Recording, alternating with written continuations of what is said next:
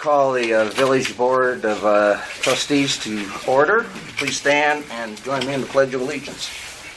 I pledge allegiance to the flag of the United States of America and to the republic for which it stands, one nation, under God, indivisible, with liberty and justice for all. Thank you. Please be seated.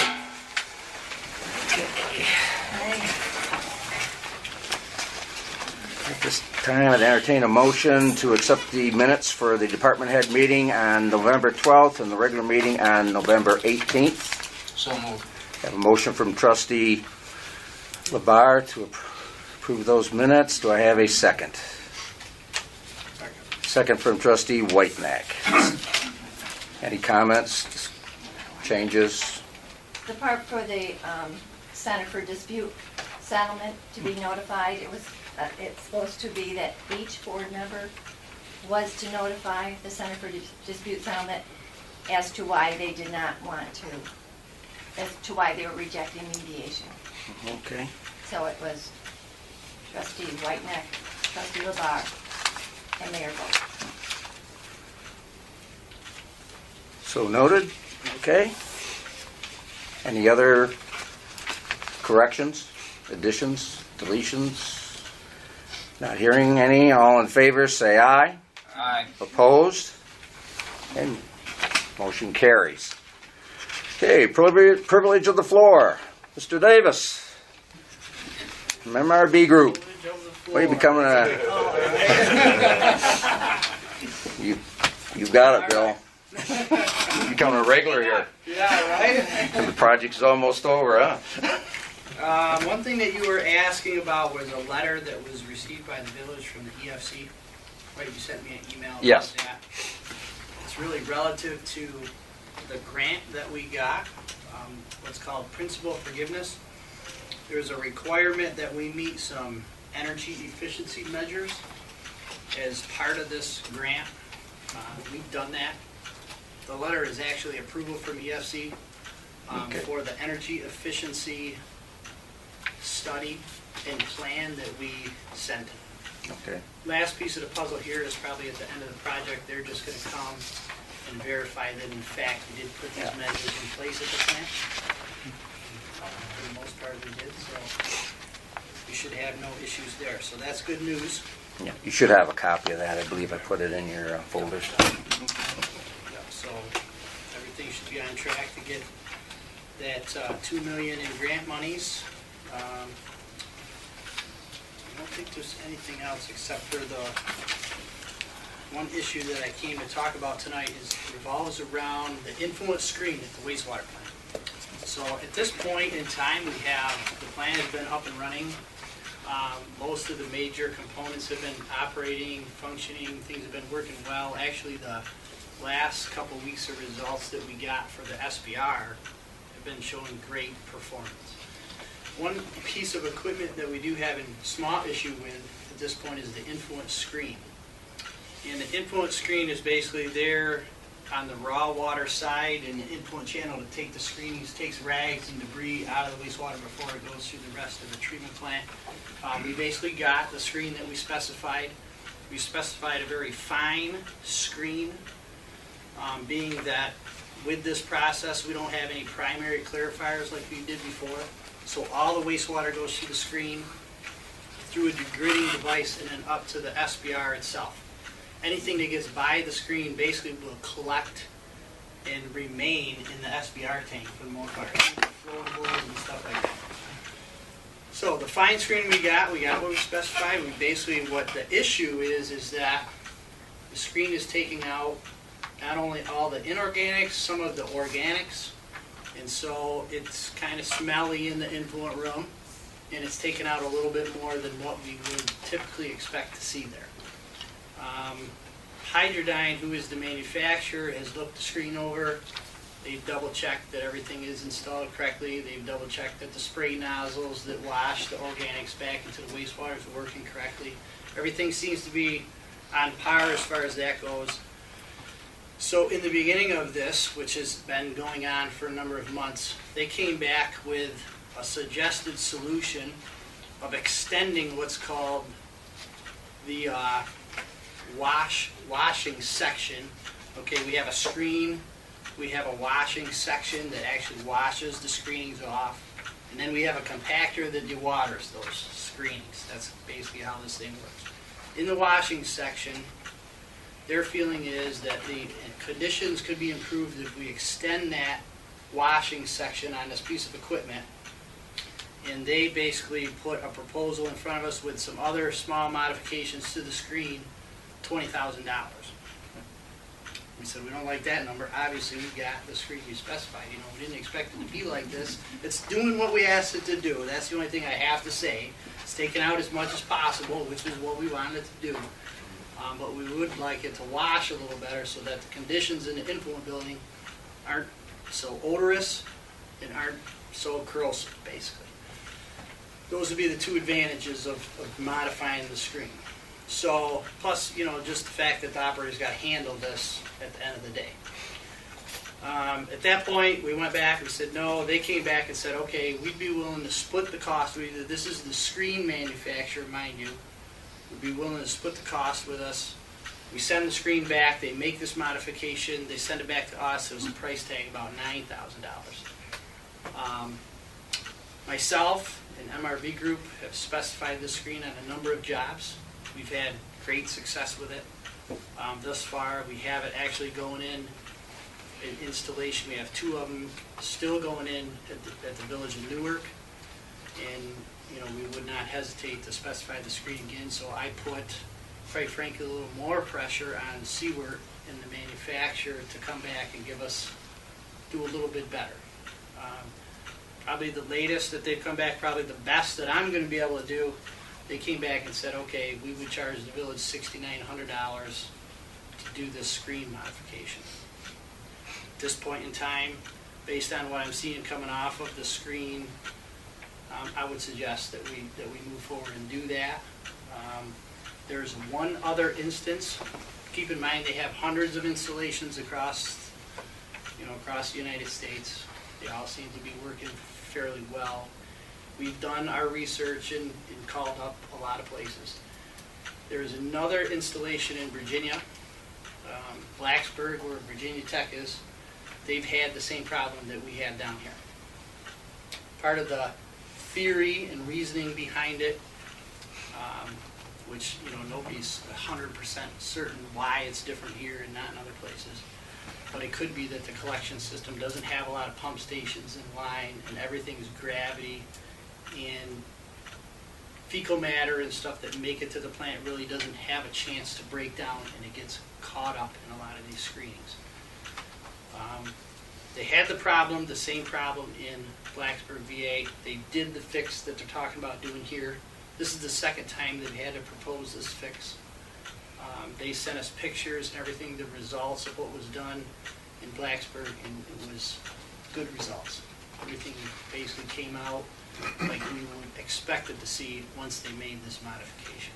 So we don't have a change order or anything to prepare tonight yet. We're in the process of putting that together. But at least I talked to Scott about making you guys aware of the situation, and I can take questions at this point in time on it. I guess I'm just a little bit confused. We asked for a certain piece of equipment to do a certain job. Yeah. They provide it, and it doesn't work. Well, in most places, yeah, it's their problem, not ours. Yeah. And I just don't see why, whether it's 69, 10, 20, I don't care what the amount is. I don't think we should be paying it. Yeah. Well, and they're not, you know, I guess I would say, first of all, don't look at it as if the screen doesn't work. The screen is working, and quite frankly, Envirodyne could say, or Hydrodyne could say, it's doing exactly what we intended the screen to do. It's taking everything out. The only thing that we have concern about is that it's, you know, the washing and the matter that we're getting out at the end, we can improve upon.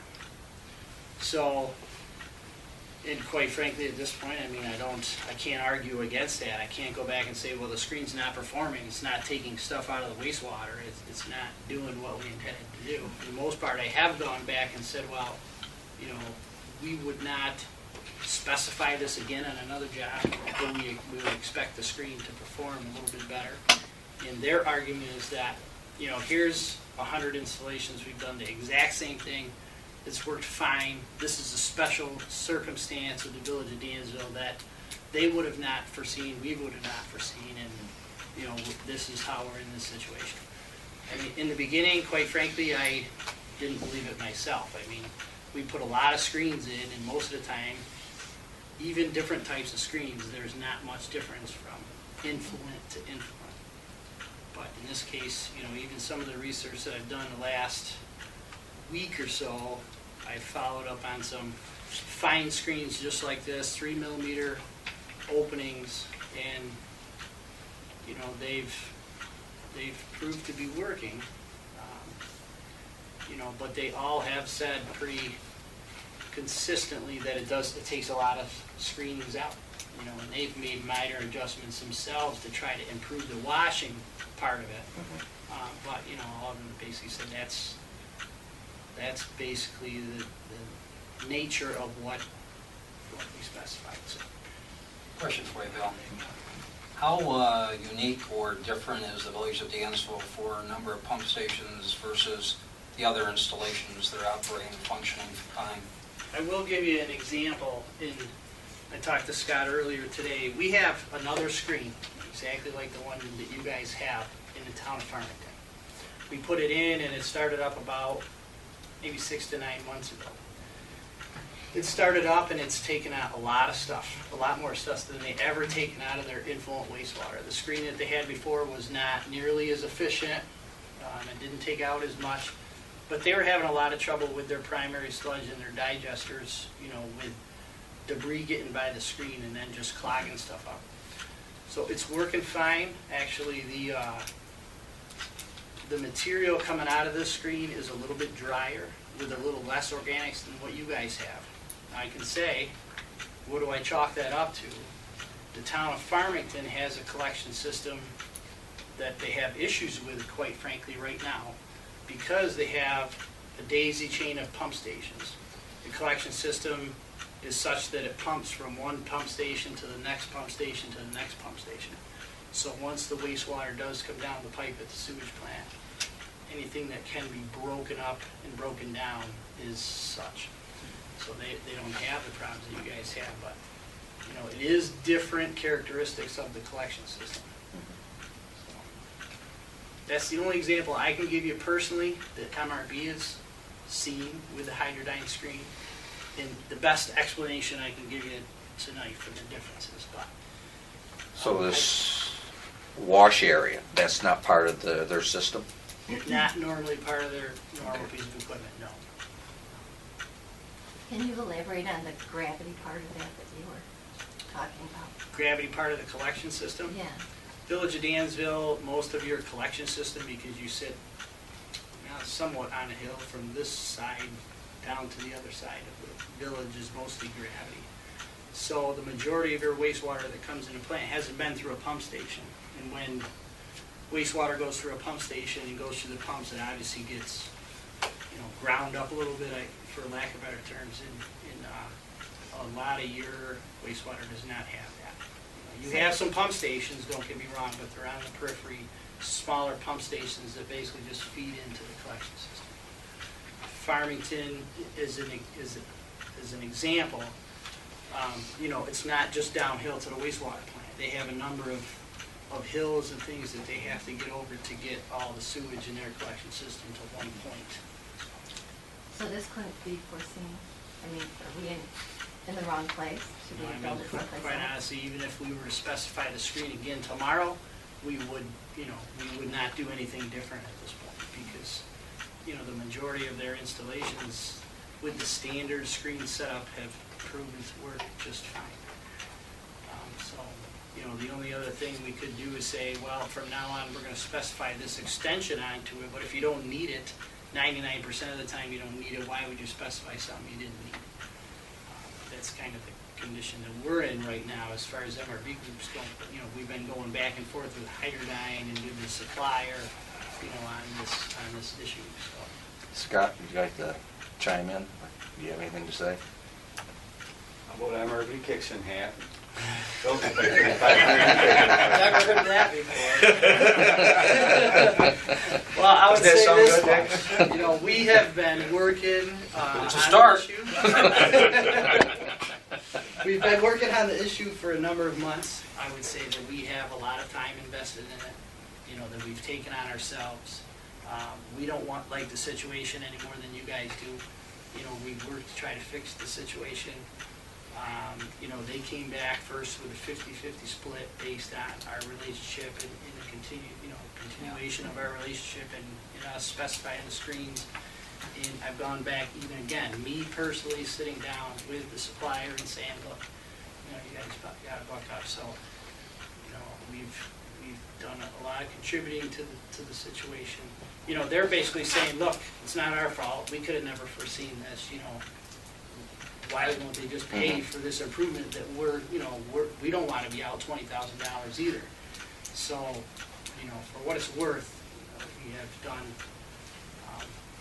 We have spent a lot of effort on it, so. Are we pretty certain that the alternative here that's been recommended will work? I mean, we're not gonna keep going and going till we find something, right? No, I mean, that's one of the things that, you know, when we heard that there is only one other place out there that has done this, you know, we did spend a lot of time researching the results. They actually even sent us pictures and everything of the screenings that they're taking off of the unit. And, you know, everything, like I say, and what we've researched has been done. Now, keep in mind also that Hydradyne, the manufacturer's engineers have been down. They've looked at the screen, you know, they've looked over the situation. You know, we threw out, you know, maybe a half a dozen potential things that we saw. Maybe, what if you try this, what if you try that? They've done their own research on their end, and this is what they're recommending that we do. So the other flip side of it is, you know, if we do something different, why would we go against the manufacturer? At this point in time, they've got a warranty on the piece of equipment. You know, this is what they're suggesting that we do. You know, at this point, I would just say we would stand behind that suggestion from our point of view. A different course screen would not be an option or a direction to go in or anything to look at? One of the things that we asked is, you know, can we change out what's called the lacing on the screen to make it more coarse? And two things about that. I mean, one is, you know, potentially you could let more things through, which is exactly what we didn't want to do. Right. They gave me all sorts of pricing on that option, you know, whether they do it, we do it, you know, we send it back to have it done. It was all within the $10,000 to $20,000 range. They're basically saying at this point, we don't think that that's going to fix the problem. We're saying at this point, we believe it. You know, we don't think that's going to fix the problem either on itself. Is this screen pretty much the standard then? As Yeah. far as- Well, I mean, there's hundreds of screens out there.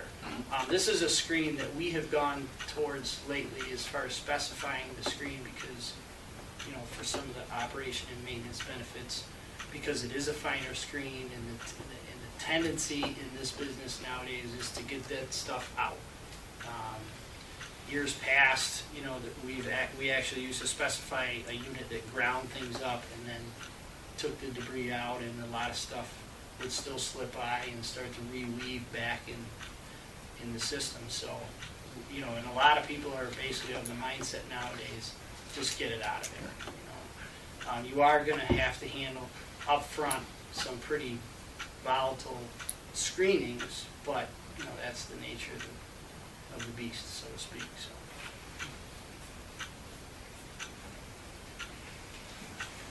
I had a question that slipped my mind.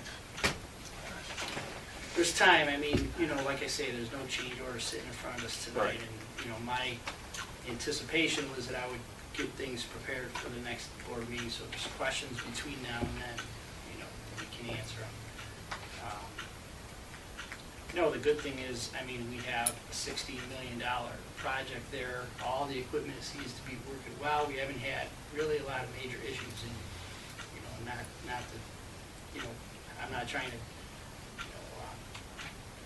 sweep this aside by any means, but this is a pretty minor issue, all things considered, the amount of equipment and the things. But that very we have. important in the whole process.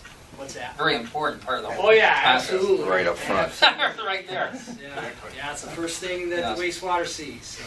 Will this in any way involve any changes to the plant down there as far as the, the buildings go? No, the Or at least the building, inflow structurally, anything, basically, the way that the chute comes off the screen and how Mhm. things are set up, they're gonna basically make an extension there and it'll basically push out a little bit farther, but it'll go into the bin just the same, so I don't see any problems there. Scott, did you have anything else? No, it's really needs to be corrected. It's a pretty nasty scenario to leave for the next 20 years down there. No doubt about Now's that. a good time of year to do it too. Well, and if we don't do it, what's the alternative down the road? It sounds to me like we've exhausted. I mean, I don't know where else to go with it. I don't think I'm gonna have any more leverage on, the supplier and push that, push Well, as much as I can. It's an unsatisfactory situation right now. We've got to do something. Yeah, the only thing I hadn't touched upon is that they will want us to send the screen back, make the improvements, send it back to us. But they're saying right now is a 3-week process, 1 week to ship it there, 1 week to make the fix, 1 week to send it back. In the meantime, the actual screen itself will still function as a channel. We're not really making modifications to the screen itself, but it'll have to dump into a box or a bin for the time that we have it out of service until we get it back, so. We have to accommodate that situation. Other than that, as far as updates on the project, contractor's still finishing up punch list items, and we have D'Amico flood issue in the control building. Everybody's familiar with that situation, right? And so D'Amico has basically indicated there's gonna be an insurance claim. Their insurance company has had a representative from them down to look at the boiler specifically. They just could not simply send down a claim adjuster for that piece of equipment because they obviously didn't know what they're looking at. The other equipment that's down there, the insurance company has not sent anybody out yet, but we have been getting all the requirements necessary from the manufacturers of the equipment that has been damaged in the basement and pulled together pricing and everything for that so that eventually you can go back to D'Amico or copy in their insurance company and copy in their bond company so that all the things that are in the basement we are going to be requesting get addressed by D'Amico in their insurance company.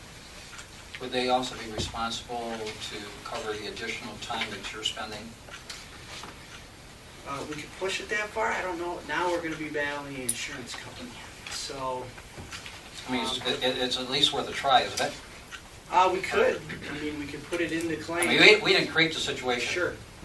As I see it, we shouldn't be paying for it. Right. Yeah, we could put some of our time in there that we've had to deal with the situation.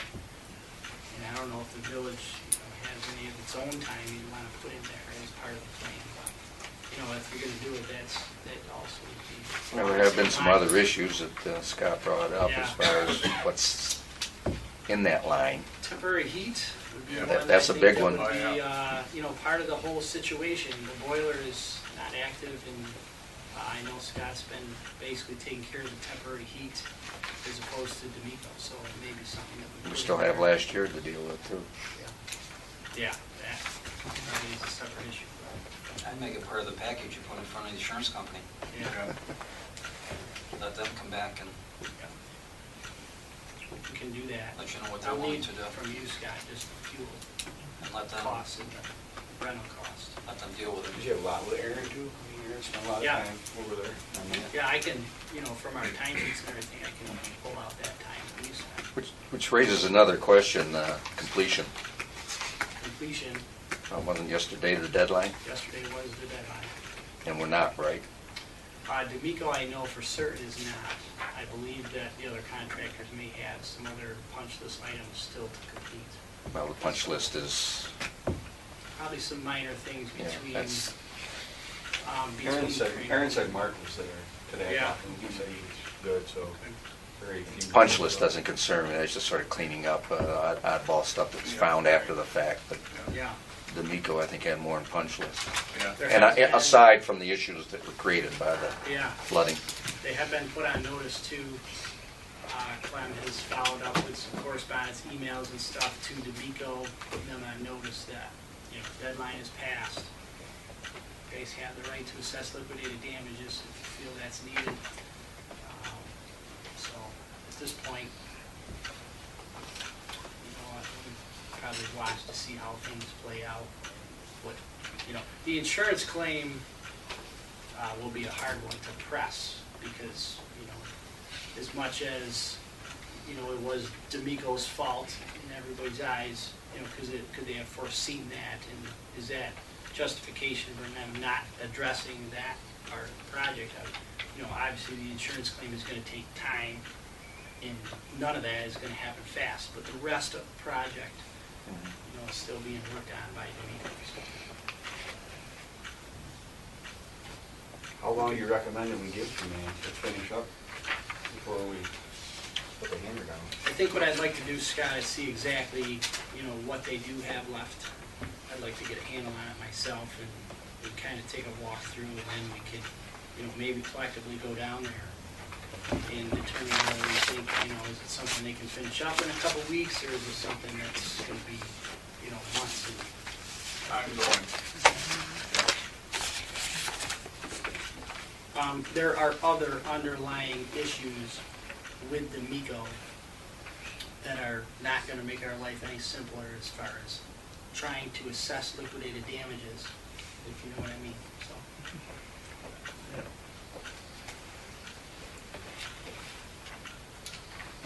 that's all I had. Any questions on the wastewater project? Any questions here? Pete, did you want me to go into the proposals? That was. We had the wells. Mm-hmm. Yeah. Yes, Okay. please. We talked last time about two proposals, and I went through them. One was for repair of the hydrodynamic tank at the well, which we're obviously proposing that we don't replace that hydrodynamic tank, and we resolve the situation using VFDs and some other valving work and improvements that will need to go along with the VFDs. I did put in the Chapel Street proposal. I did not change our fees at all, but I did add in the seeker at no additional cost. So that should be a pretty minor seeker, and I noticed that we didn't have it in our scope originally, so we just put that in there. It's probably going to be type 2 action, and fairly simple for us to move forward with that. This guy was also asking me about Seaward Street, and I think one of the things from the last meeting I thought might be beneficial for you guys is if we do have a public informational meeting, really it's up to you. You know, I offer that up at obviously no additional cost from us. But I think, you know, what we could do ahead of time is put a concept plan together with a drawing, and before we get down the road with design, we can, you know, bring that in, and you guys can bat it around a little bit, and then we would then complete the design phase of it. So I did basically tell you at this point, I added that in the scope that we would do that at no charge for that proposal as well. So, if there's any additional questions on this.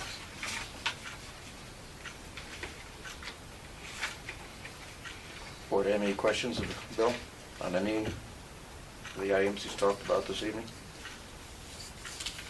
Very well said. Okay. Thank you. Yeah. Thanks, Bob. The mayor's comments correspondence, I only have one item, and that is the, for public dissemination at this point, the village of Dansville is one of two villages, actually sort of three villages in the county that had its Main Street grant application approved. It'll be for somewhere it's up to, but not exceeding $250,000, which will be basically seed money for people in the downtown district that want to improve their buildings. This will be the second time we've gotten this grant. First time was a little over 4 years ago. So it's made quite an a lot of improvements so far on Main Street. We do not have a lot of details on it yet. I'm still waiting to hear from the county. The award was apparently presented as part of a package rather than broken down by community. The two actual villages that applied for a full grant were had applied for $250 each, but I understand that the grant was given to the county at $500,000. And there's at least one other little project, I guess, in Geneseo that's also in the mix, so I'm not sure how much any of that's taking out of the overall grant, so we'll have to see exactly how much we end up with. But like I said, it did a lot of good the last time, and we had a lot of interest in the public meeting you had a little while ago. And you had to put the application in, so I'm looking forward to seeing some more improvements downtown. At this time, committee reports, legislative action items list. Did everybody get a copy of that from Megan? Yeah. I put a copy in the folders. The only list that I had was from November 18th regular meeting. Mhm. I didn't pick anything up from our committee meeting last week, so Right. if anyone heard something I didn't, let me know. I'll add it to the list. Please take a look at that, and we'll probably add to it from tonight forward. Next item is fire truck financing. Ongoing. This afternoon, department heads, myself and Brian all got together and discussed some of our issues. One of the items was the financing, his recommendations on financing it. He didn't really give us a solid answer that he would do, but I know that there was some discussion once before about that we could either pay it all at once, not finance it at all, and just rely on fund balance essentially, or we could go out and finance it. He thought we were in pretty good shape and that we should be able to just pay it right off like we have, and the budget should be fine for the rest of the year. Charlie, Megan, Scott, or Tammy, you got anything to add? No, I think the conversation was good, and the ideas that had been previously tossed around, Brian was in support of and thought that it made sense, and fund balance would be what we'd be paying for the truck at some point in other words, any ways. So, the theory was is don't pay the interest if you don't have to.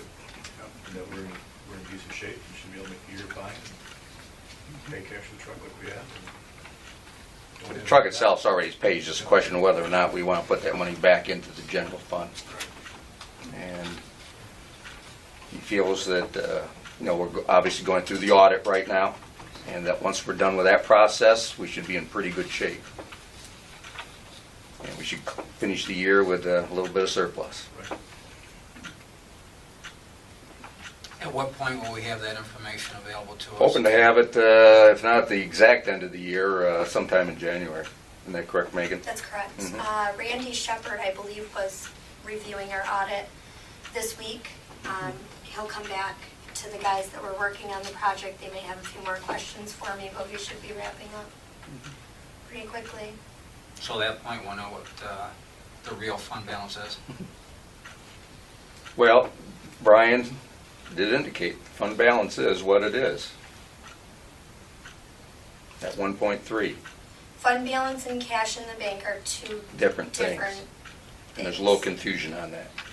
Um, There's, as Megan has said right along, yes, we do have extra money in the fund right now, but because of the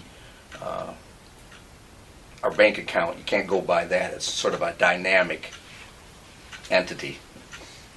And so there are some due-tos and due-froms that have to be straightened out. Once that's done, we'll be pretty darn close, he said, may give or take a little bit. When we weighed the different options for the fire truck financing, whether we were going to get financing or just pay for the truck, what we looked at in-house here is projected cash in the bank at the end of the year. He said we shouldn't have really done that. I feel comfortable with Brian's recommendation. I believe Mayor Bolt, Scott, Charlie. I'm 100%. I believe that we were all in agreement. I don't know, Tammy, if he had an opportunity to ask you, but I believe that we were all in agreement that we are comfortable. I'd like to see the numbers. Whatever that request consists of, I'd like to see something in black and white that proves to me that we have sufficient funds to just kind of pretty much leave it where it is. If That's you where I have paid time for it. tomorrow, I would love to sit down with you. Well, I'd like to see all the board members Do it have on that paper. information. I think we all have an interest in seeing it. I do know, I know you haven't received your reports for this month yet, but the monthly reports that are provided to you should show bank balances, expected revenues, expenditures, your budget, all of the information should be at your disposal. If it's not and there's something missing, by all means, I would love to get that for you. I can re-review the information that's provided, but if it's a matter of, what's in the bank today, and you want to sit down with me, we can write it down together, put it on paper. I would love to work through that. We don't have to make a decision tonight. But let's look at what's provided, already monthly. If there's something that's missing, we should correct that. Is there documentation of what Brian had discussed today, such that we can look at it? Or can somebody put together documentation that would summarize Brian's position? I believe Brian was going to do that for us. If I That's really what I'd like to see. If I understood him correctly, he was going to work the numbers just as I have. I'd like to see all options in writing and then the recommendation following.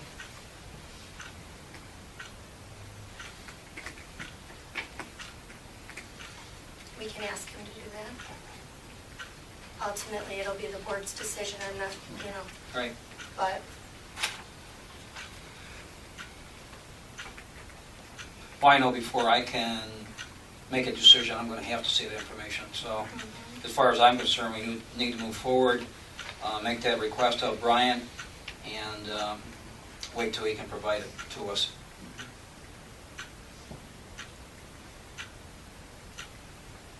And I'll reiterate, please, all options and then the recommendation as well. We're Well, he talking isn't about- necessarily going to come up with the options.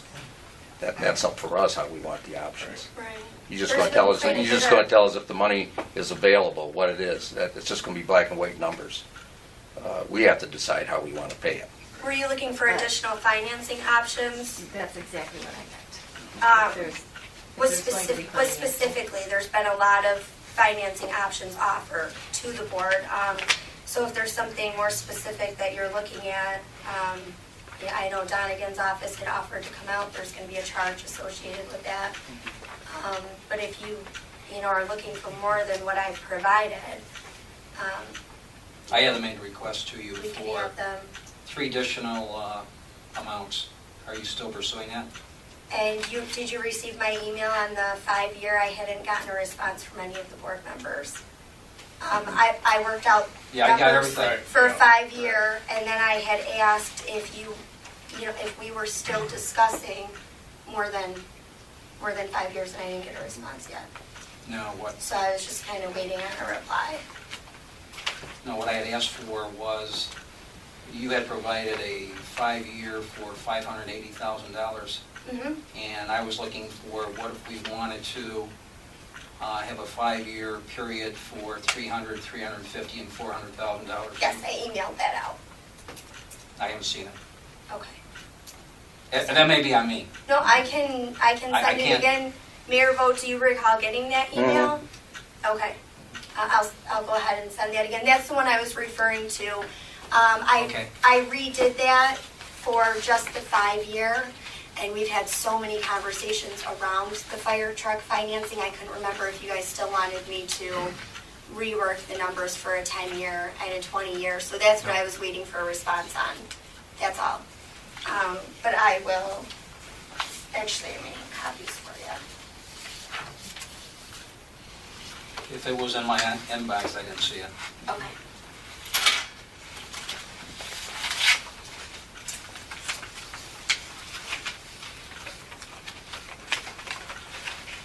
Okay. Any more questions about that? How soon do we think we can get something from Brian? I'll have to check with him. Well, he said he wanted to get the other stuff done by the end of the month, before the end of the month, so I would think he should have something. I can by check then. with him in the morning. Should be fresh in his mind. Basically, I think he'll just give you his personal,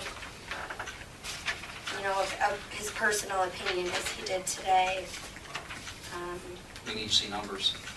What's the impact at the end of the fiscal year on the monies that we have available if we pay for this 100%?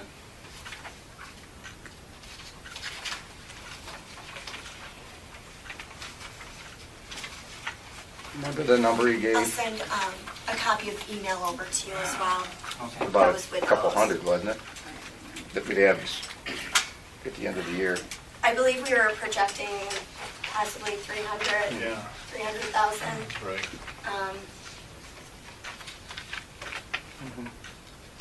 I mean, we have a lot of other work to do. Streets, roads, et cetera. So, But they're essentially going to come under the new year, Right. not this year. I understand that. I mean, But you just said fund balance is going to be somewhere around 300? That's what we're projecting. We have due froms that we're working into that we're trying to figure out.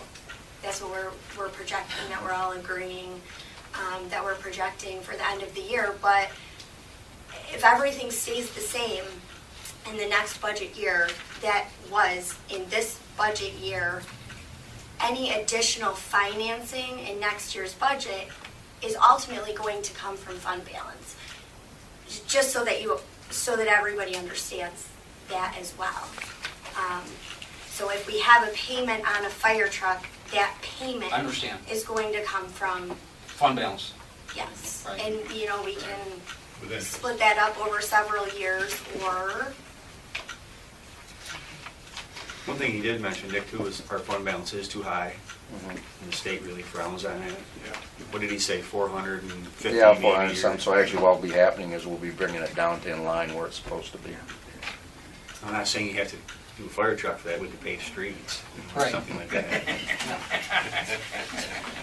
well, and he mentioned, I'm open to this, but again, everything boils down to having concrete Yeah. information in front of you, and you've looked at the numbers, you've had discussions, but I'd like to see something firm in front of me that says, if we don't pursue bonding some portion of what we already pay on the fire truck, this is the amount of fund balance that remaining at the end of this fiscal year. And show me the numbers and prove to me that that's where we're going to be at. I think it's a reasonable request. If he can't provide it, and I'm not saying he can't, we need to have somebody that can, where it comes out of your office or somebody's office. Well, he has to look at the due tos, due froms, he has to figure that out, that was one of the odd, points he brought up today, he's got to get that straightened out. well, and as you mentioned, there's a lot of work to do. Several years worth of, some research that we have to do to figure out those due froms. We are working on it. I think the best that any of us can do right now, including Brian or anybody else, is give a projection. Which those numbers have been already put together. We've already provided, those projections have been provided, and he looked at those projections, and we worked through those projections today, and in his mind, those projections made sense. Let's see them. Let's see what those projections are. It's going to be our responsibility as a board to act on whether or not we bond, ban, or just leave it in place until we actually have some type of concrete information in front of us. We are now in a position to make that decision.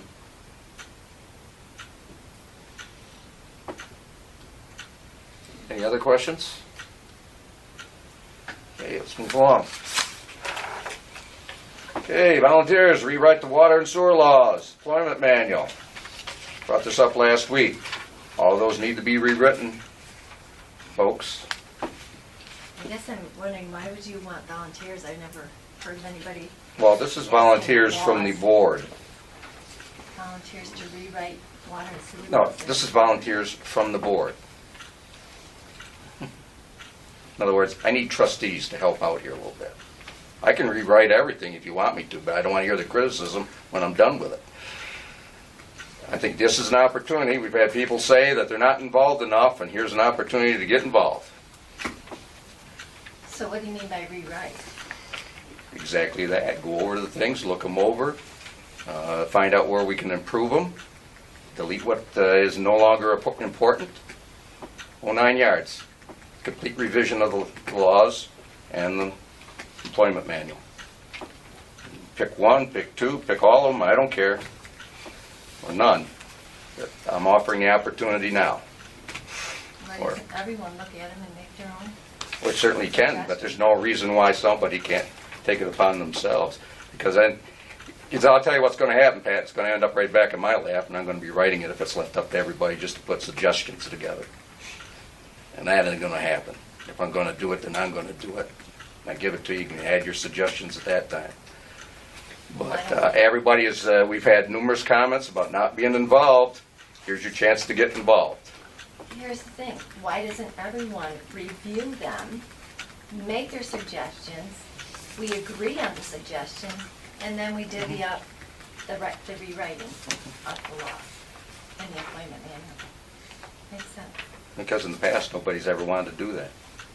Well, They we want all to do it. criticize everything, but they don't want to If we make do a it contribution. together as a board, and everyone reviews the water sewer laws and the employment manual, and together we discuss that and make the revisions together, then we can divvy up the actual rewriting of them and divide and conquer. Should be all or none, I'd say. Well, I'm not sitting around in a circle here to rewrite a law. I think people could do it on their own time. Like I say, again, it's going to end up in my You lap. could have a workshop and review No, them I've together. had enough workshops. I'm hearing enough during my week. I'm getting tired of it. Could you put together packets so at least we have the information to look at what we're dealing with? Yep, sure can. That would be helpful. I'm not, I can give you copies of each of the laws and of the manual. that would be helpful. Should have had a copy. Just know of the how manual. much work is needed. Well, I'll tell you right now, both laws are way out of date and don't really reflect the current situation. All they've been added on to and added on to and added on to, ad infinitum, it seems like. I think Bill could probably attest to that a little bit. Yeah, I was gonna ask if you wanted me to interject, this is something that we do all the time. Mhm. And if you guys wanna take it on yourself, I understand as far as costs go, but we're updating sewer use laws, for example, right now for 3 communities. The water and the sewer laws nowadays, sewer even more particularly because of pretreatment regulations and those sort of things. I mean, the laws for the sewer use law are this thick now. Incorporates EPA language, DEC language, not typically something the normal person can just dive right into and do. So whatever support you guys need, I'm just offering it up at this time. Most communities will assign a board member to be in charge, so to speak, or maybe a couple on a committee. Town of Farmington is an example. They formed a committee with their staff and their board members. And we went through the law with the committee and went through it step by step. I can tell you it takes a long time as well. It will. But we need to get started on it. Yeah, It's yes. long overdue. A lot of communities are in the same boat, 1960, 1970 circle laws, and half of the stuff in there really needs to be updated or may not even be applicable, and there's much better language out there now for the way things are done. I'd like to see us entertain that proposal. What is a rough cost on something like that, just out of curiosity?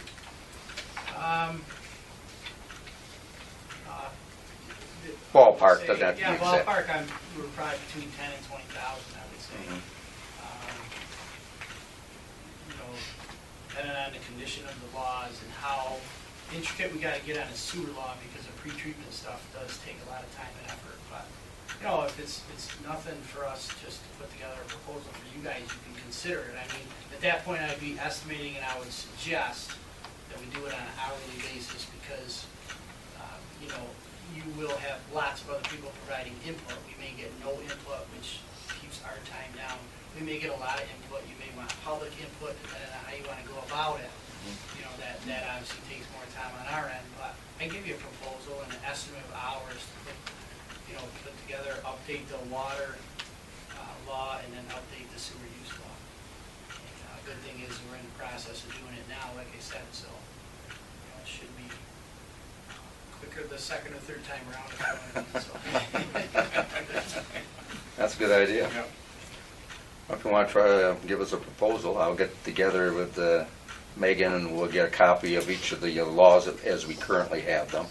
Pass those around, everybody can take a look. It is rather daunting at times, get through it and not be confused. As for the employment manual, the current one we have is basically a template was taken from somebody else. And it does not adequately cover what we need to have for this community. That I think we can do in-house.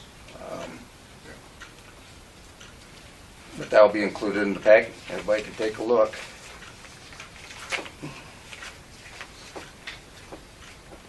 Okay, in your folders, you'll have a copy of the agreements that we made with the PD as far as the contract goes. I'm not going to get into that tonight.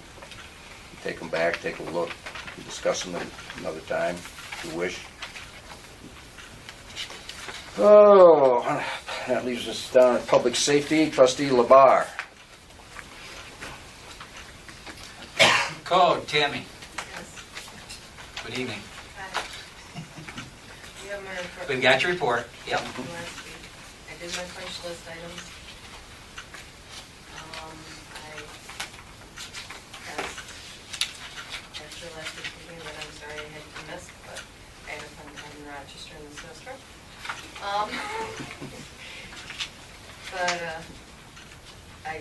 Nobody said that there were any questions for me that I prepared for this week, so here I am.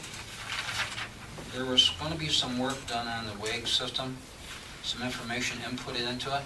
I emailed them on Friday, and I re-emailed them on Monday, because when I called, I just didn't get a voicemail, so I shot emails to them, and I have not gotten a response as of 5 o'clock today when I last checked my emails, or voice messages, so I'm just waiting for them to respond. I called them on Friday.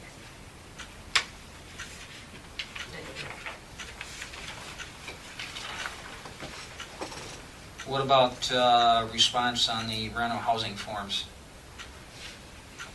The same people that have been doing what they're supposed to do for the last 7 years have all responded. Are you still making personal trips? Yes, I do. Anybody that needs to, I do. And hey, you know what?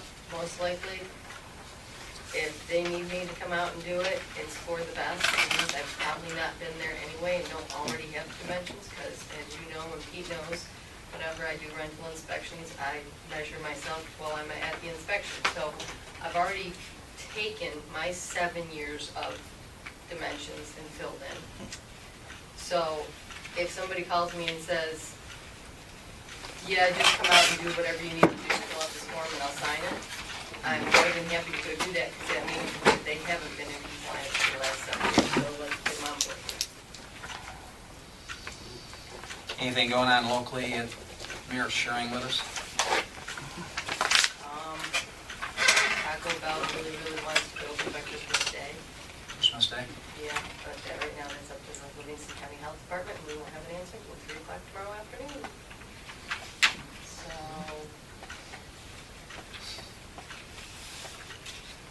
Okay. Any questions for the board?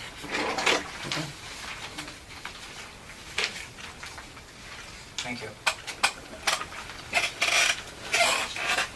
Fire, Jerry. Submitted monthly reports to Megan, Yep. pretty much all I've got. How's the new truck? Good so far? Have you put it in service yet? No, I expect to have it probably this weekend. Okay.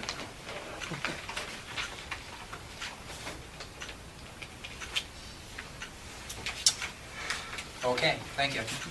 Ambulance, Jerry. Yes, you received Scott's reports last week. We did receive the report, yes. Satisfactory? Thank you. Okay. We'll hopefully be having them on time monthly.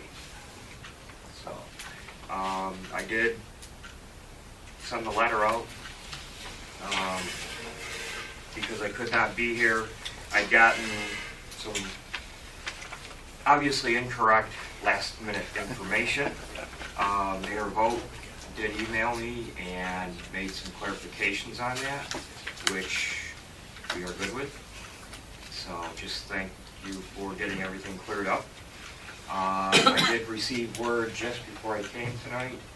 We had discussed the ambulance company purchasing our own workers' comp policy, so we can move forward with the incentive program. We have our certificate. So we are footing the bill for it for the year. I did draft a letter that's going to the county administrator and the board of supervisors, asking them to reconsider their position on not allowing compensation to the volunteers, which would exclude them from the fireman's comp policy. The mayor has a copy of that, and I'll be getting that out to them. I did receive an email last week from Karen. Ian Coyle requested her and Kevin contact the agencies to see what their plans are, what they are doing as in this line of compensation and stuff.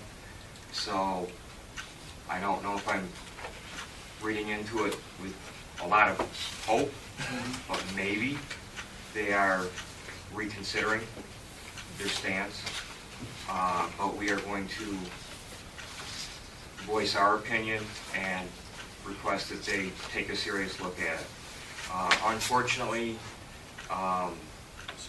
things have changed drastically in the 26 years that I've been in. Volunteers, aren't piling in the door. It's harder and harder to get them and keep them, and it's getting harder with increased call volumes to cover. We are trying to find the most fiscally responsible way to make sure that we deliver the services that our citizens deserve without being a burden on them. So we are moving forward with our plans for the incentive program. So we should start seeing drastic improvement in coverage. When are you going to reinitiate that? Do you have a date or? Tomorrow night's meeting, most likely, Okay. because it was voted on last month to actually go forward to purchase the insurance out of our own funds. It's an investment in the future, basically is what it is. So we think that the increased coverage equates to increased revenue. If we cover the calls, the revenue is going to be there. So we'll just see how much of a burden it's going to be. So if the county changes their stance and we don't have to pay our own comp insurance, that would be a significant help to us. Right. Because you're not going to get a break on your cost with us not being in the pool. It's a group policy, basically. Yeah. So whether we have 10 people in or there's 20 people, we're paying the same thing. Is that correct, Megan? That's correct. Mhm.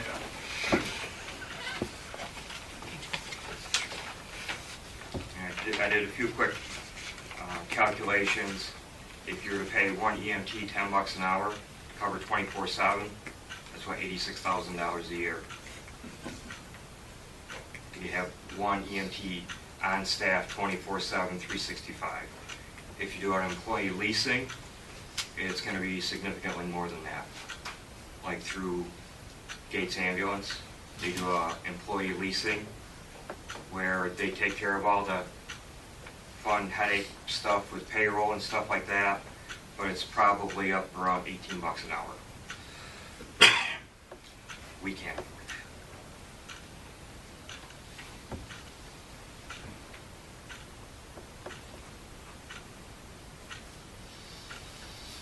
Okay. Any questions? Not for me, thank you. I guess not, thank you. Charlie? Past week's just been the standard barrage of stuff, not any one thing outstanding, no robberies, no purse snatchings, nothing like the weeks before. So I guess that's good, just a standard run of domestics and fights and drunks. You see here the question on monitoring traffic. Coincidentally, that worked out pretty well to put it on there today because I was able to bum the speed spy off the sheriff's department today, and I got it in the front seat of the car, so I just got to pick a day here that's relatively comfortable that I'm not going to get soaked in the rain and install it. And we'll see what we get for data. We'll run it for a week or so, or we can run it as long as we like. So we can run it. Just got to change the batteries out every couple of days. So we'll run that and see what it tells us as far as the traffic on Knox Street. Other than that, not any one thing overwhelming. Can't wait for the year to end. Let's see if 15's better.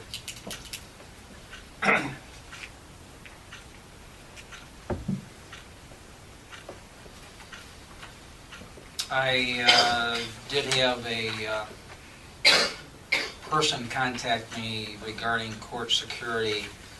I'll just note that that is a topic which is going to require additional time, effort, and attention. We've had several discussions. There's no need to reiterate the subject or the conversation we've had, but that is still right up there. I mean, as I look at it, we need to do an assessment of what it would cost us to hire a person versus having it done internally, knowing that that takes away from our ability to have police available on an on-call basis, at least when court's in session, which is an issue, an absolute issue. But court security, as we know, is right there on top as far as a concern for safety for all parties involved. So I'll be having additional conversations with you regarding this. And we'll probably follow up on the last conversation we had about maybe looking at someone other than the Dansville Police Department providing that service. You can comment if you'd like, but pretty much I just wanted to mention that. Yeah, I mean, cops cost what cops cost. You know, we're actually on the low end of the pay scale, so it would be interesting to see what other people are making. But we need to take a look at all options and do an assessment such that we can make some decisions here. Yeah, like today. We've been carrying this along, saying we're going to do this, this, and this, and to date we really haven't done anything other than bring it to people's attention. We got some good input, but as far as where we're at today for court security is pretty much status quo where we were at previously. Would you agree or disagree with that assessment? It is where we were previously in the months of this year when Right. when it came up as an issue. Yeah. And it is currently at a comparable level as it is across the county. Actually, there's only, Mount Morris is the only village running a metal detector. Avon does not, Geneseo does not, currently we do not. But then on the other hand, our court system is significantly busier than any other place in the county. There you go. So, and as it stands right now, the request to have an officer present in court the entire time court's in session, we meet that obligation. If we choose to run the course of a metal detector, which is not standard in the county, if we decide to go above current standard in the county, then there is a cost associated with that. Right. All I'm saying is we need to make an assessment of what that cost would be. It doesn't mean we move in that direction, but until you have that information, you don't have everything in front of you to make those types of decisions. Right. And some of those cost factors have been provided in the budget that was provided. And we'll have to see what we can compare it to. And I know, for example, our part-time rate is less than anybody else's in the county. So, but I know, it helps know other people are making more than us. We can provide that number easy enough.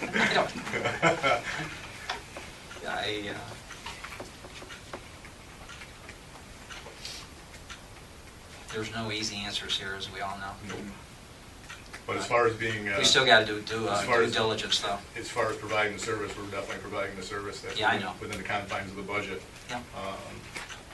And that has to date been, the request has been to provide someone in the court for every minute the court's in session, and we're meeting that obligation. I don't think this is a reflection on what you're currently providing. I think it's probably more meant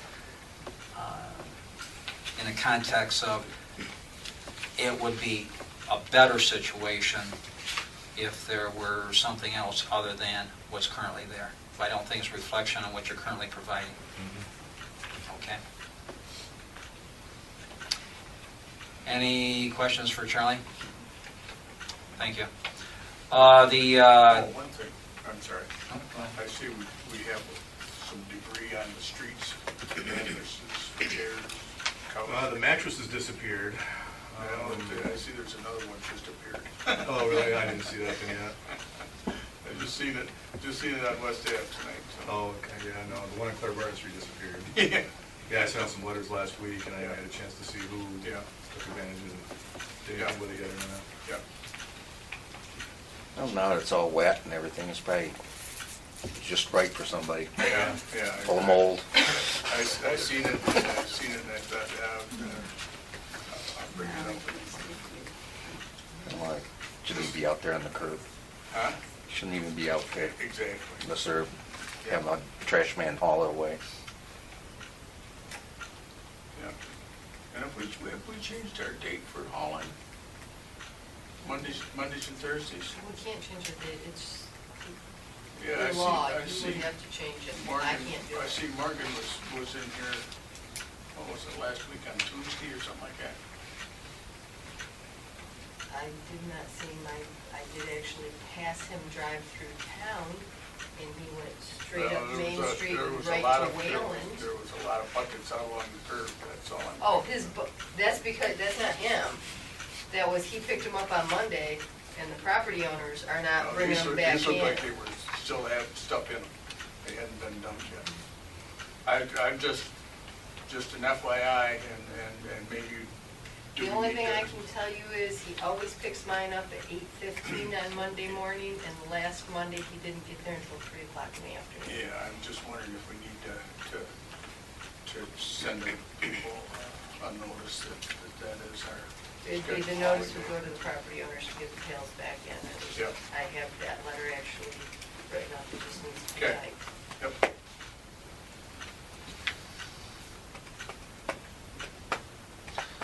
Reports are on file from Justice Weidman and Worden. Except for public safety, if there's any questions for me. I just, an update, I haven't gotten any further with the court audit than it was last week. It seems like everything else came down at one time. Okay. So hopefully by next month I'll have that finished. I should have it finished by next month. Hopefully have it finished by next week. Police audit. Hmm? Police audit. Still Yeah. waiting. Initially, they told Okay. us September, and I called them there in November, and they told me 30 days, which they thought they'd be available in 30 days, which should be this week, but I haven't heard anything, so I'm anticipating now the holidays, we won't see anything until January. they'll have a preliminary result February, and they'll have an official result May. Okay. That's it. Okay. Budget, finance, and audit. There's an error here. It says none after budget modifications. You should have a list of the modifications in your folder. I believe you received those last week. Those from last week, I don't Yep. have anything different this Yep. week. I was hoping to have added explanations next to each one, but I haven't updated. So I'll make a motion to approve the modifications. May I have a second? Second by trustee Whitenack. Discussion.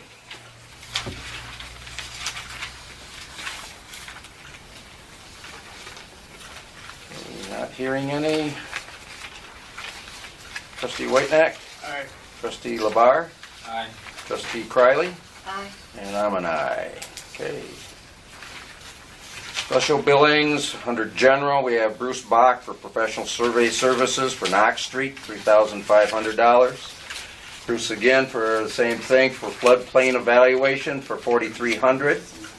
MRB Group, engineering services for the floodplain eval, $1,420. And Osborne, Reed, and Burke, attorney fees for contract negotiations, $1,293.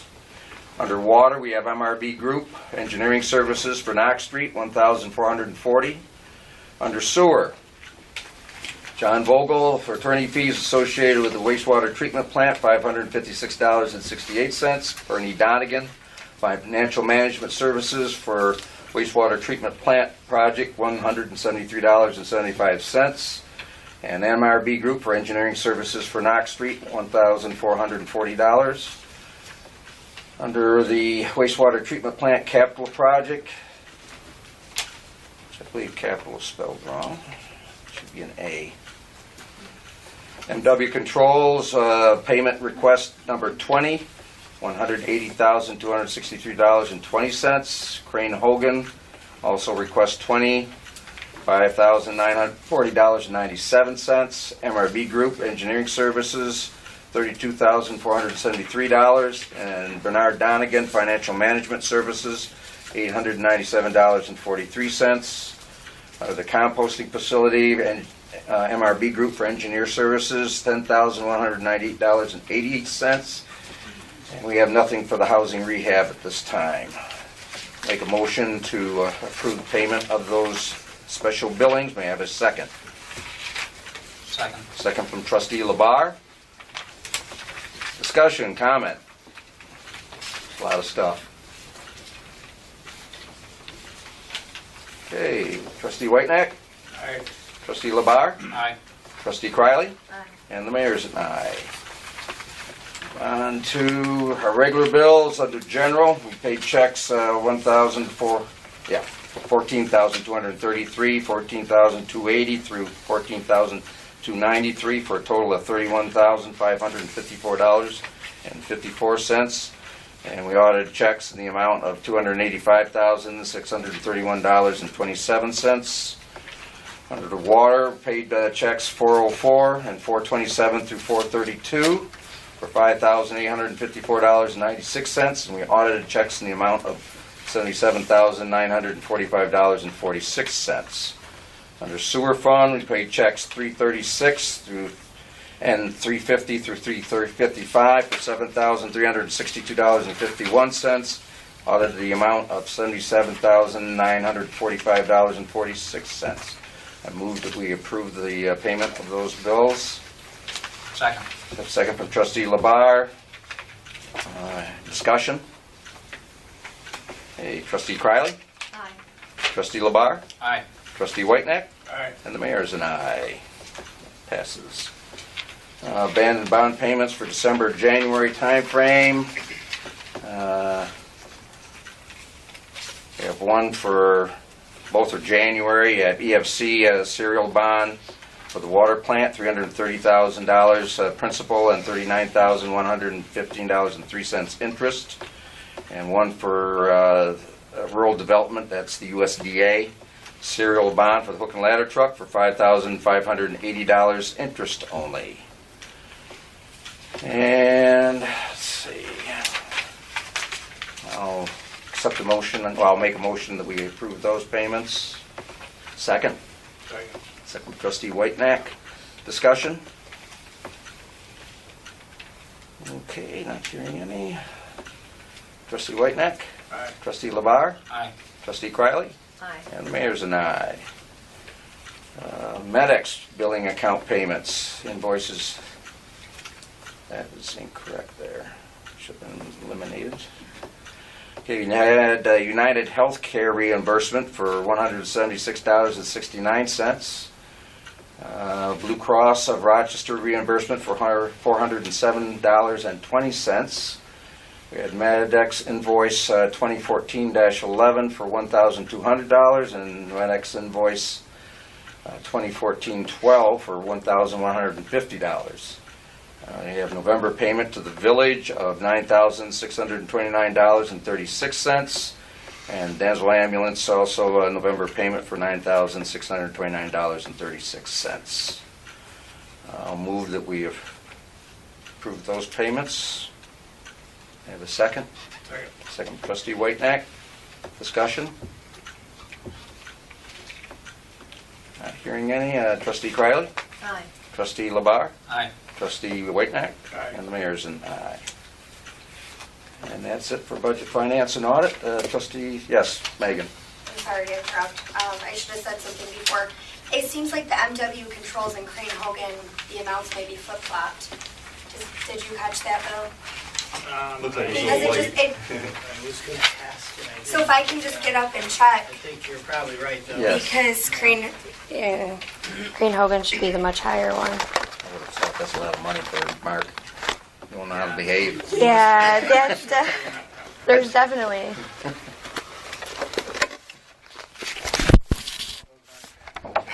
No. There's MW and Crane Hogan, so I don't know if you want to go back and redo those. Well, we certainly can. That was on the special buildings, right? Yes. Okay. I'll make a motion that we modify that vote, or amend that vote to show that the amounts, I believe, flip-flop. Let me just check this, make sure. Capital project.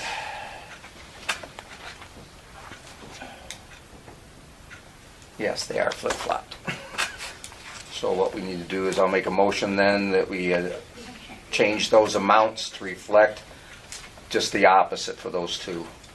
That Crane Hogan would be $180,263.20, and that MW Controls would be $5,940.97. Second that. Right, you have a second from trustee Whitenack. Any discussion? Okay, trustee Whitenack, Aye. trustee Labar, Aye. trustee Criley, Aye. and the mayor's an aye. Okay, thank you very much for catching that. Mark would be really happy. but Rusty wouldn't be.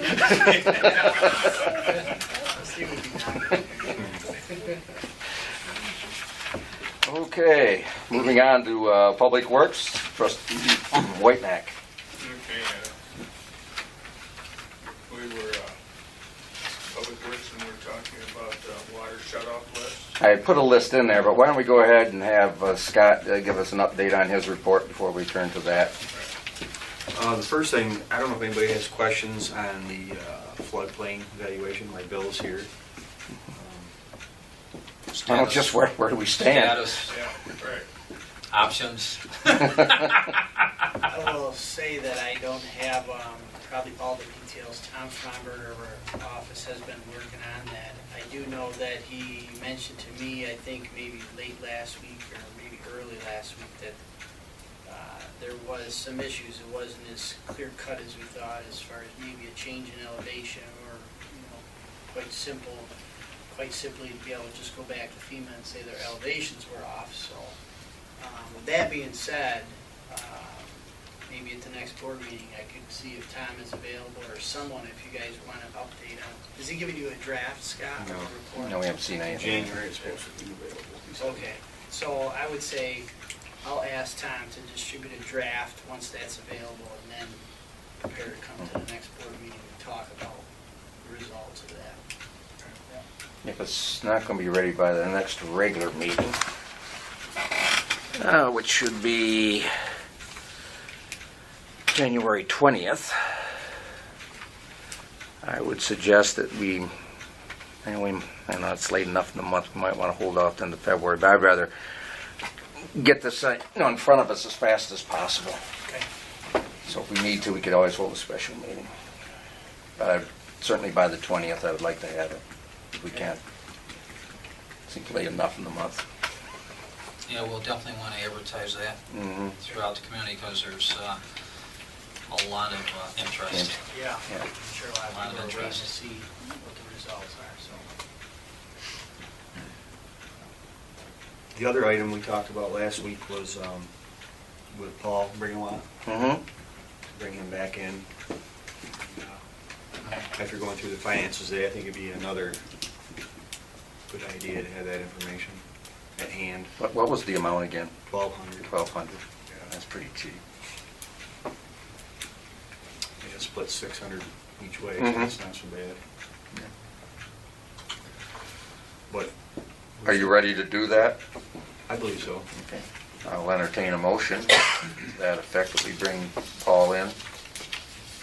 I'll make a motion that we bring Paul. Bring a Yeah. watt. Bring a watt. Say that again? Paul, bring a watt. Bring a watt.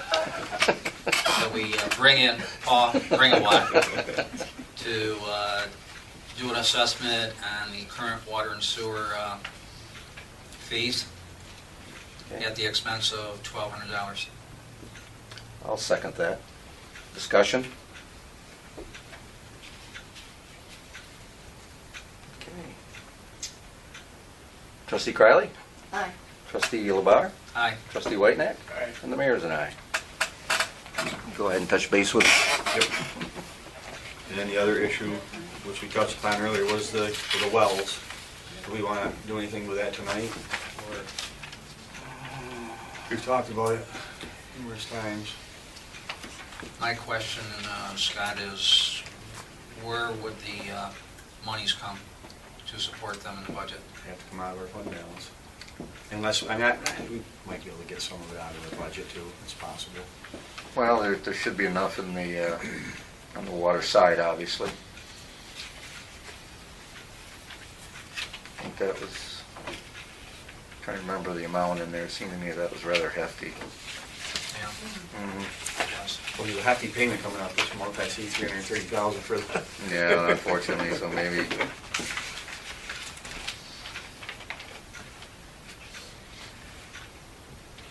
We're basically approving MRV at the 12.9, and then hopefully the bids come in relatively.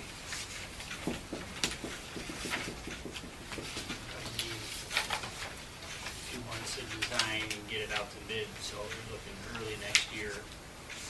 mhm. Timing wise. We gotta get on it soon. It'll be March before we get anything done. Right, yep. I'll make a motion, we move forward with the Chapel Street well proposal submitted by MRB. Total compensation, $12,900. Are we still at that figure? Yes. I'll make a motion to approve. Okay, you have a motion from trustee Whitenack, or yeah, trustee LeBar, excuse me, Dick and Dick, I got it straight. I'll second it. To go forward with the well project at $12,900 for MRB Group. Do I have a second? Trustee Whitenack? Just in case some of you are wondering what this is, because I know some of you haven't been here before, is we have our secondary source of water, our wells up in Perkinsville. And right now, the tank that, probably I'll let the technical stuff, leave it over to, Yeah, basically, In one of the two well houses, there was a hydropneumatic tank that allowed the pumps simply to turn on and off with the regular motor starters. And that hydropneumatic tank allowed us to energize the pipeline all the way down to where the treatment plant is located, along with a number of pressure reducing valves and back pressure sustaining valves. And the tank is, has a hole in it now, right, Scott? Well, we repaired it, but it's not good. So it's in bad shape. We gave the village 3 different options, and the proposal is to basically design an option that would replace the tank with VFDs and Let's explain what a BFD is. variable frequency driving, so that new motors would be installed on the pumps. And instead of allowing the hydropneumatic tank to take up the surge, the drives would slowly ramp the pumps up and ramp the pumps down. Also with some backup surge relief valves and back pressure sustaining valves and some other controls to allow that to happen in lieu of having to replace the hydropneumatic tank. Is what, about 6 feet tall? Big, large steel tank that would be rather expensive, and it's a little archaic, I guess, for lack of better terms. So, Out of date. out of date, that's better. Okay. And then I think the next thing we really would have to decide is, are we gonna go out to bid, or are we gonna Do we try to break Yeah, this apart? that's, I mean, the way this is written, we would be getting contractor quotes, and the thought is that between materials and labor, we would be underneath the costs associated with requiring us to go to bid. So the first step would be to get those quotes and see exactly where we stand. If we're underneath, then we can proceed with quotes. If for some reason, you know, it comes in more, we then could take a look at whether we want to bid the project or split it up or whatever. So, And that 12,009 would probably come down by 6,900 to pay for the sewer treatment plant. Screen that. You said that amount, I knew where you're coming from. Okay, We're we gonna still have get to vote paid on for that, some. right, Megan? Yes. Yes, I thought so. Trustee Whitenack? Aye. Okay, trustee Labar? Aye. Trustee Criley? Aye. And the mayor's an aye. So I guess start moving.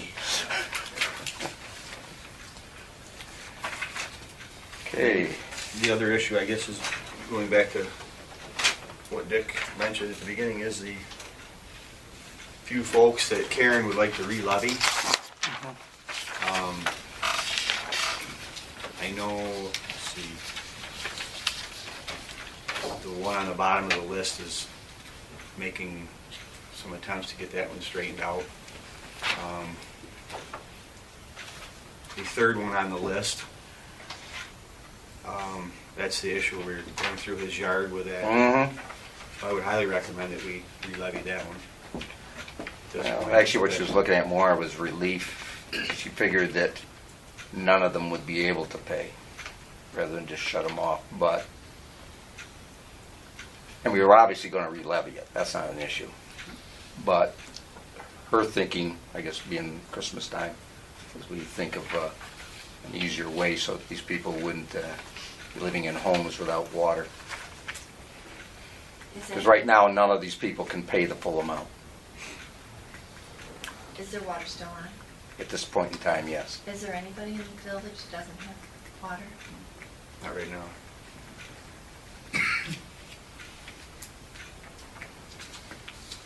What impact does this have on future situations of a similar nature? Well, I think you set a precedent when you do it. Right. I think we need to rewrite the laws. I think there has to be some relief, especially for a guy that had, you know, a $2,000 bill and a quarter. Something was running in his house that he wasn't aware of. I mean, that's a hard hit for anybody. I think we should just set up some sort of a relief effort for those people, if you will. Give them X amount of months to pay it back, quarters, whatever. But I mean, it could happen to anybody in the room. You know, you have a toilet maybe that's upstairs or that. I wherever, know. and it runs, and any one of us could find ourselves in that. But these aren't the first requests that have come in front of the board. And Well, we all know how we've. For large, for anything large, yes, you've had some other issues, yes. But the smaller amounts, we do the shut-offs. I think, now the one at the top of the list, I don't understand that one at all, but, So there have been shut-offs at times, oh, yes. but they're all back on right now? Yep. Because they've all paid? Yep. Okay. The amounts on those, Pat, were smaller than these Right. amounts here. That's, And I know one went to court or something, right? yes. Okay, and that one's all paid and restored? No, he's still in the process of paying. But his water's restored? Right. These were just a few of the exceptions that,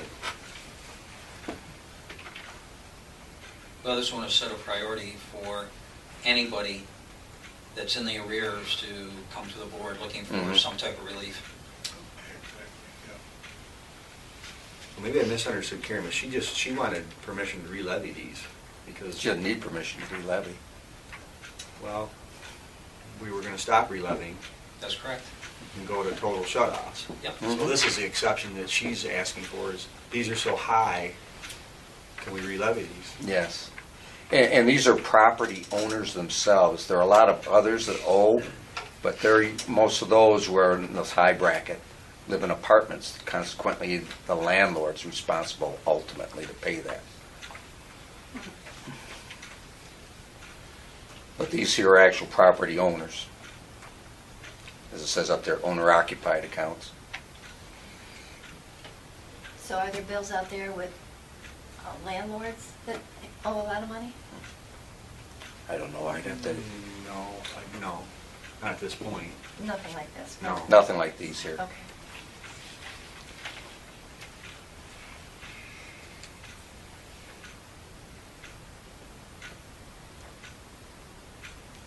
Now Donovan, he inherited a lot of that debt, didn't he? I'm not 100% sure. I would imagine probably, yeah, he took that house over, yeah, from his mom. Because I know she hadn't been paying.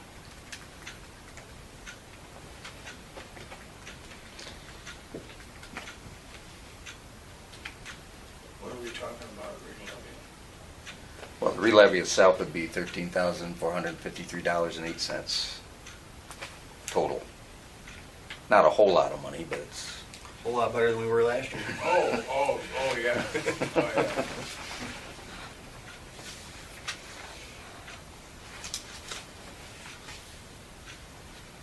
now the total re-levy for the landlords and that, I'm not sure yet. These are the ones we're concerned with. Her thought on it is, obviously, we get the money eventually, but, at this point, do we want to, put somebody in a home or have somebody in a home has no water and has no chance of making a payment or making one-time payment? If they worked out a deal where they could pay it in installments and they kept to that, plus keep up what they're accumulating now, at least be getting our money. But again, we're going to get it anyway, but they would still have their water. I don't know.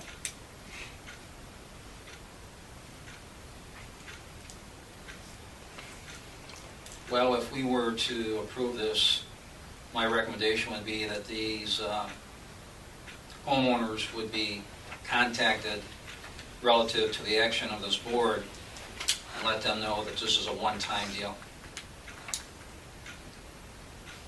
It will not happen twice.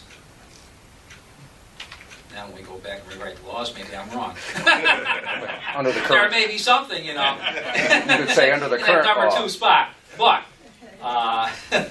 we were pretty adamant, and when we decided to go back and use the law that was already on the books in regards to shutting off water. And I've stated this previously, that it's a hard issue when you've got families living in these homes. But we've had people come to the board previously, and we've pretty much, taken the stand that this is the law. this would be a departure from that, but And those people pay, but they were only talking hundreds of dollars, not thousands. And I would say that the very top one should be crossed out. how many of these are one quarter versus accumulative totals? They're all cumulative. The fella on Knox Street, he has medical issues, big time. So, I mean, it's a situation. Is there any payment history here I for the could- last 6 months? Or Well, have they just been a couple going of along them- without making any payments? No, a couple of them, yes, I know. The other, like, the third one down, no. I don't think there's been anything. Well, that's unsatisfactory. There's been no effort on his part. No effort. But the other ones, I believe there has been. I know on the very bottom, because that was like 25 or 2,600, and I see it's down to 17 now. So, I'd be more inclined to offer relief to somebody that at least has shown an effort versus somebody who's just been sitting there and done nothing. Do it on a case-by-case basis. I think, when does she have to have this re-levied by? When is it? She usually sends it over in March, but I believe all of those are on the shut-off list, so when are shut-offs scheduled? I mean, I think we could revisit this, maybe for the next meeting. What are you going to bring to the next meeting, Well, Scott? maybe look into each one, Right. If a payment see what the history- payment history is, see what, It's all available. see what the issues are. Or maybe contact each one of them and see if they're willing to at least make an effort and pay something. We can do that. Make a good faith effort.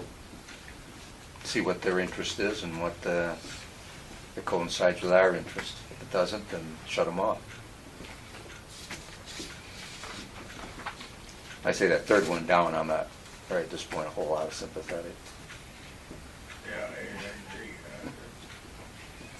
agree.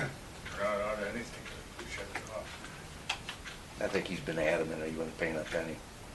Now, maybe he'll change his mind if he doesn't have any water. Is he actually living in there? Yep. Okay. Yeah. Can we change that line? Yeah, we have an easement, so, yeah. I'm just saying, he's got that water running through his house. Yeah, I know, he can go down and shut it off tomorrow, too. I couldn't stop that. Yeah. Then we would have a situation. This is a case where a water line runs from Franklin Street to Battle Street, but Yeah. runs through a house. Right, His house. yeah, Because previously that, both houses belonged to the same family, yeah. So I shut one off, shut two off. Yeah. So that's, and the other guy's paying his bill, so. so that one should be re-levied. But we do have an easement, we could put a line in across, it was just, we're hesitant to do that. Yeah, I thought that's what we were doing, I see that sidewalk. Well, we were thinking also about just running a line down Battle Street, but that's nothing definite on that. That would be the best way to go in the future. So why don't we revisit it next month, and we'll dive into it a little more. We'll get you a little bit more information. Okay. That's about all I have. I got a quick question for you, Scott, and you may not know the answer to this. Remember when you gave this to us? Yep. Well, I was looking at this, and on the side here it says percent of revenue from rates, and most of them are in the high 90s, high 80s, and you've got some that are 61, 66% of the revenue is derived from the rates, and the rest of the revenue is derived from something else, other than a water or sewer rate.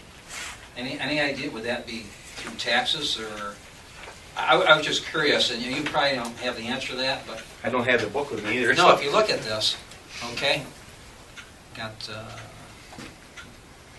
percent of revenues from rates, and then, like, we're at 99% here, I think that's us, we're there somewhere at 99, and then most of them are, pretty Well, high. maybe like bulk sales, or, I was just curious. that's what I would say, you have other sales of water, or, Yeah, Or maybe they're getting state aid of some kind. Yeah, it could be, I just, I don't know. That's a book. I mean, you look at Cambria, the town of Cambria, they're only getting 30% of the revenue from rates. And they're way low, so, Let me see that.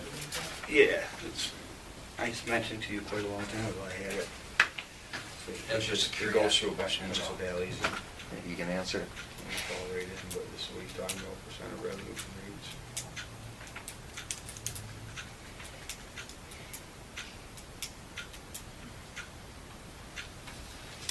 Yeah, I would say, you know, for ones that are very low, they may be supplementing with their capital is maybe paid through taxes. I would assume that that's probably why, when you see 40, 50%, they're probably assigning their capital of that to tax levy. okay. Some places Okay. will do that. Okay.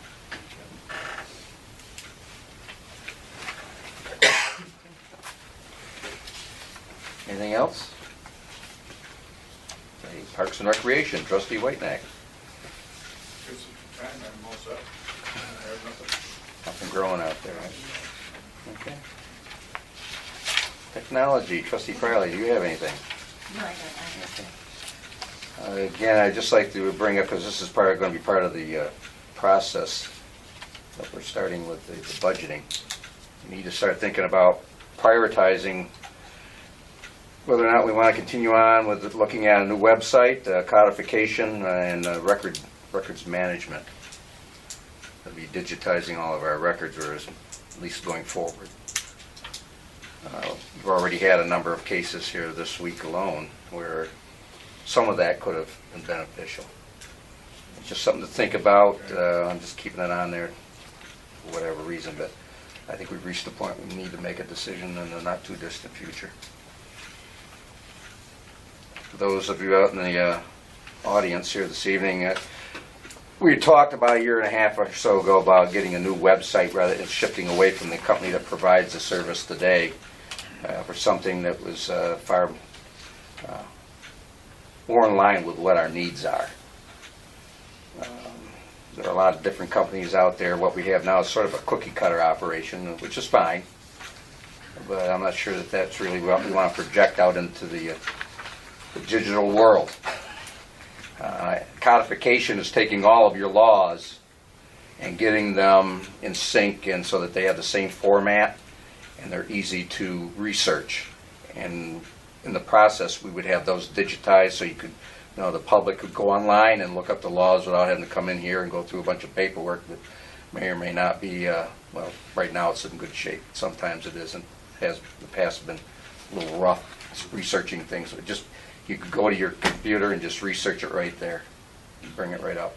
And likewise with records management. We've got a lot of paper in the basement and we're accumulating a lot of paper right now.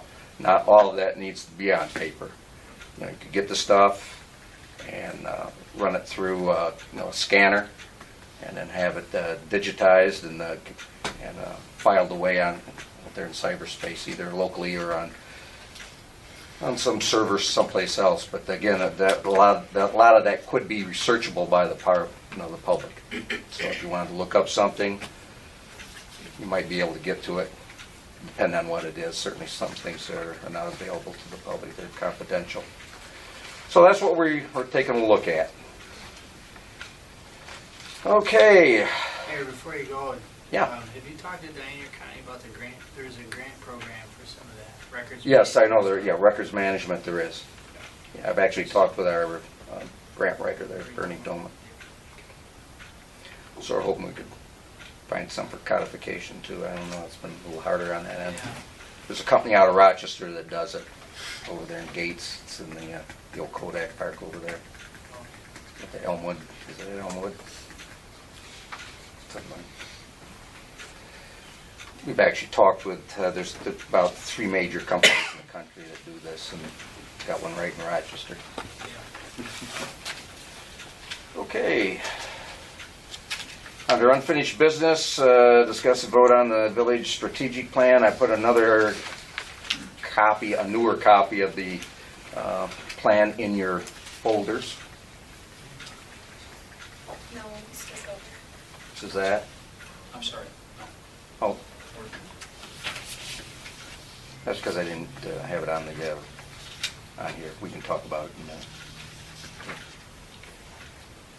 Okay, so I did add in, Dick, those two items you mentioned, intermunicipal agreements, and the other was, fresh my memory, code of conduct.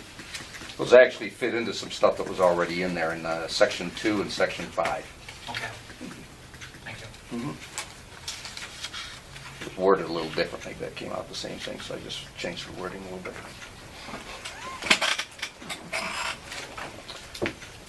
So, and by passing that tonight, that will put us in a position where we can, as we do our budget, we can take a look at what we want to accomplish and see how it fits in with our financial situation and what it's going to cost us. Gives us a little more direction, something more firm. Right now it's sort of, well, we're still trying to catch up from where we've been or haven't been to where we are, and this will at least get us partway there. And then annually, we have to review this. It requires setting up a planning team that would review the goals and everything along with the management team and determine how we want to prioritize our different objectives.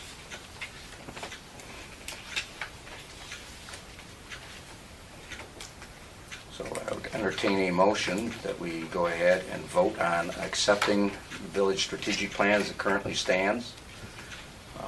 Get our feet wet and see where we need to go in the next year.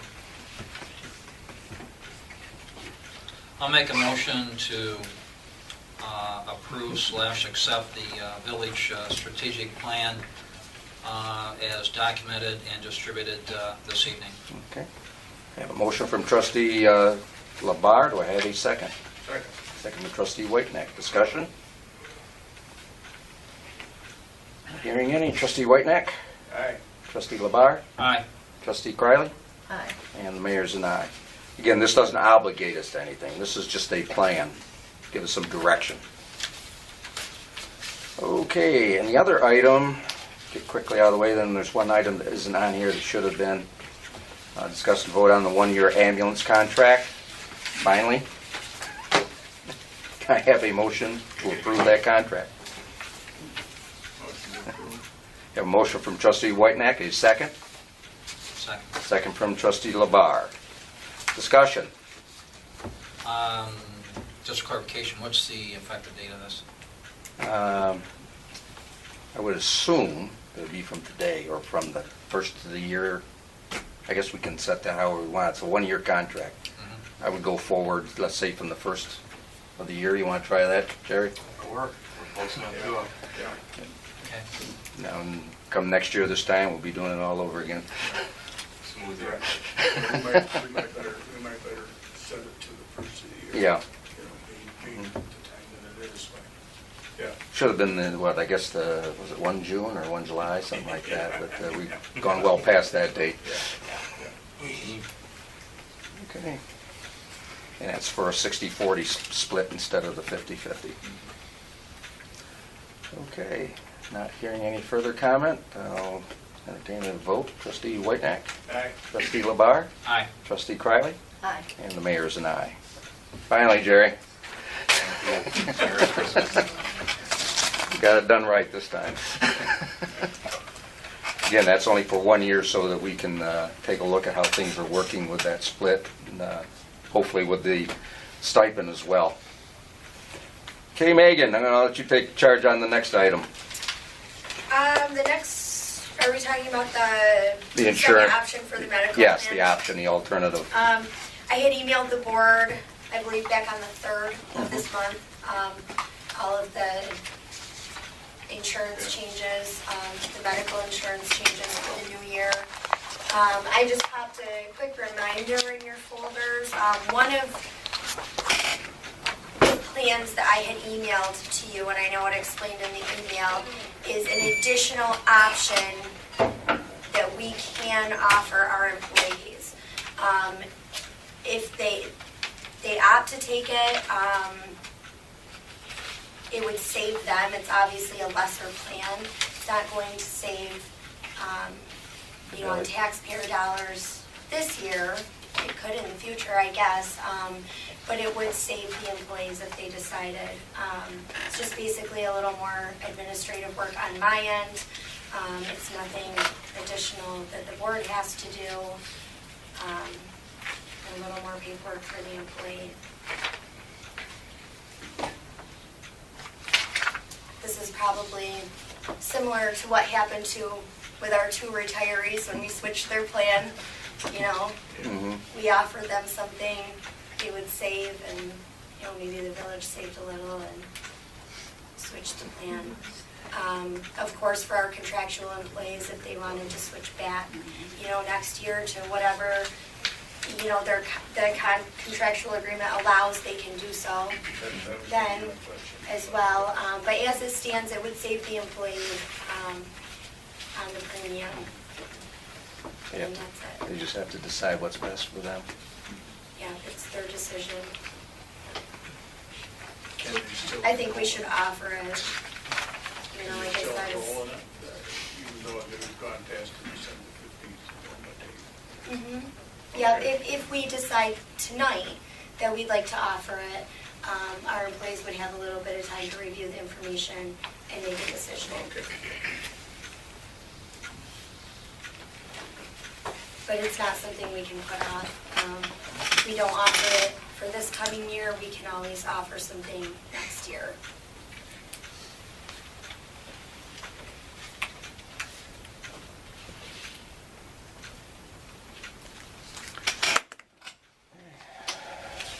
Anyone like to offer a motion? I mean, if it's not going to cost us anything, it's going to be a benefit to employees. Yeah. That's Why not what- offer it? You know, I mean, Our percentage is still our hey, percentage. yeah. I'm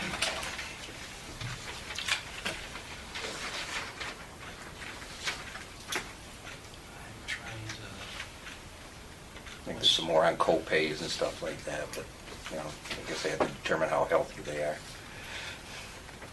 How much of a gamble they want to take. I'll make a motion that we offer the Excelis Simply Blue Plus Gold 5 healthcare policy to our employees as a option. I have a motion And from make trustee, that- I'm sorry, go ahead. no, No, trustee, good. motion from trustee Labar. Do I have a second? Second. Second from trustee Whitenack. Discussion.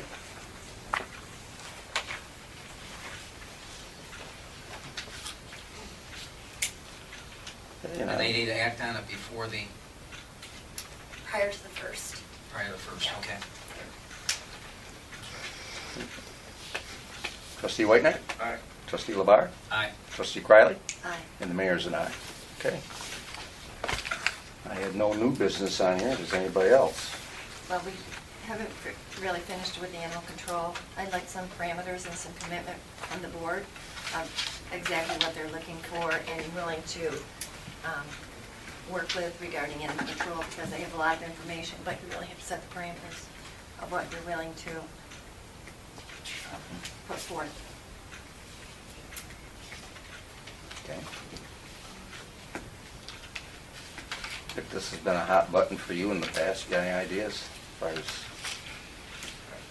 you know, time, money, Getting the money to appropriate it. maybe a problem the next year? Yeah.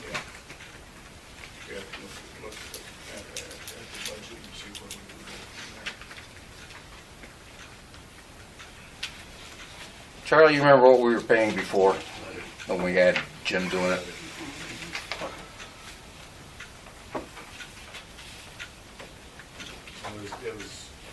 It had to be at least $10 an hour and gasoline. And gasoline. And what kind of hours do you want? You know, do you want is someone employed? I think it was kind of a on-call basis, as-needed basis. I don't know if we could set hours on it, but Well, there's gonna have to be a limit of some kind, because we don't have an open coffer on it. Oh, yeah.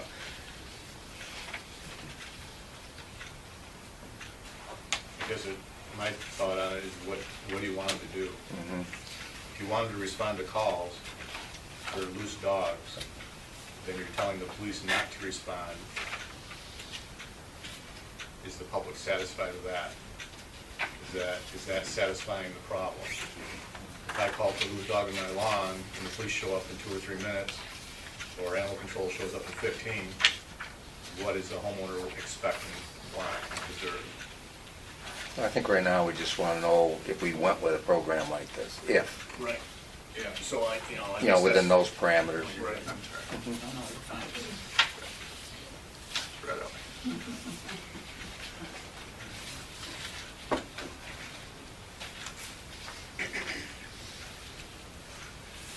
Yeah, I think that's something we're gonna have to look at. It's- But is there anybody else in the area that has animal control? What kind of standards do they have? What kind of?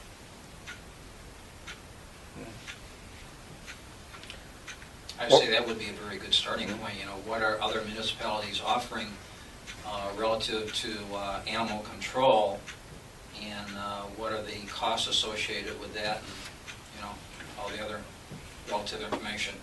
Yeah. Yeah, that's a good starting point. Did Jim fall under you, Charlie? Yeah. Mhm. Maybe we can talk about it tomorrow, and then, Well, initially did, and then I became extremely disgruntled in the service, and it became turned over to Public Works. you and Megan and I talk, because we can get maybe a better feel for time involved. Give Pat something a little more accurate to work with. Sure. Why don't we get back to you on that, Pat, then? Okay.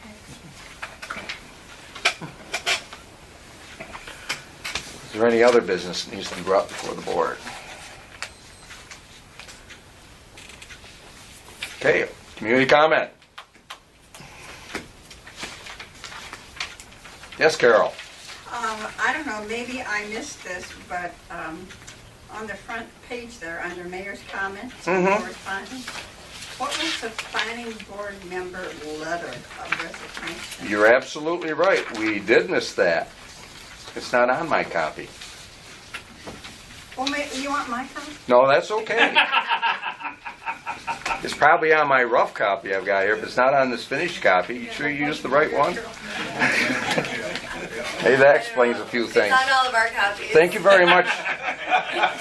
Thank you very much, Carol, because I do have something else that goes right along with that. I don't know why it's not there. Something got lost between here and there, huh? The dog took it. There you go. Got in and ate up all those bits. As I mentioned last week, we do have a individual who is resigning from the board. Michael Clunan, from the planning board, that is. He says, due to current family obligations, I feel I cannot give 100% to the position appointed to, and must resign from that position on the planning board. Thank you, Michael Clunan. This was submitted on November 11th, but I think we only got it like last week. Yeah. Anyway, I think November 11th is when he told Nancy, but never gave her any documentation. So we have that and 2 alternate positions available on the planning board. And Nancy's also looking for some representation from our board here on her comprehensive plan review board, if she's committee, whatever you want to call it. So she's looking for individuals who'd like to be involved in that. Both of them are, obviously the planning board would not be village board members. But the other board, the comprehensive plan board, she would like to have a board member on that. Do they have a standing meeting, you know? You know, right now, I don't think they do. What they have had has been a minimal number of people show up for it. That's why she was hitting me up for it. And to coincide with this, so we've got, say, one regular board member, who she does have somebody who would like to be on the board, but we probably ought to advertise it. And we still have 2 alternate positions that are open anyway, which I wasn't aware of, so we need to get those out there as well. So I think there's plenty of room for anybody that's interested, and the alternates can attend those meetings just as well. They don't have to come in only when there's a vacancy. In fact, she said something about they could even vote, I guess, even if they're not. I don't know how it works. We're on the planning board, right, Dick? Yep. Both of you? ZBA. You're ZBA, excuse me. Yeah. Some board. Yeah, I'm planning. So Can we put something out on the website? we can put it out there. We can run an ad in the penny saver. We have this one about Dr. Skilling's. Has he been in? Yeah, that was the one that Yeah. she provided that, but she didn't have the actual letter of resignation from Mike yet. And Skillings was the person who was interested in taking Mike's place. But we still have 2 other alternate positions, which we should advertise for. So are you going to accept the resignation and appoint? I think we should vote on the resignation, accept it with regret. I'll send off a letter to Mike expressing our appreciation for the service he has been able to give us, and we can get the ads out as well. And if you want to vote on Dr. Skillings this evening to put him out, or if you want to wait for other, see who else applies, we can do that. That will be up to you, or the board as a whole. I'll make a motion to approve the resignation of Mike Clunin with regrets from the planning board. Okay. I have a motion to accept Mike Clun's resignation. Do I have a second? Second. I have a second from trustee Whitenack. Any discussion? I guess we've got all we need. Okay, trustee Whitenack? Aye. Trustee Labar? Aye. Trustee Criley? Aye. And I'm an aye. Take care of that tomorrow. And do we, Could we put Dr. Skillings on that? that's, I'll accept the motion to that effect. So move. And have a motion from trustee Whitenack to accept the name of Dr. Skillings as the replacement for Mr. Clunin. May I have a second? Second. Second from trustee Labar. Discussion. Okay, not hearing any. Trustee Criley? Aye. Trustee Labar? Aye. And trustee Whitenack? Aye. And the mayor's an aye. Carol, have I missed anything else? I really meant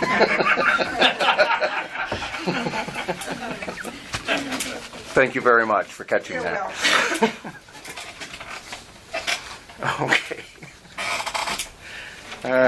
Now, community comment. Yes, Bill?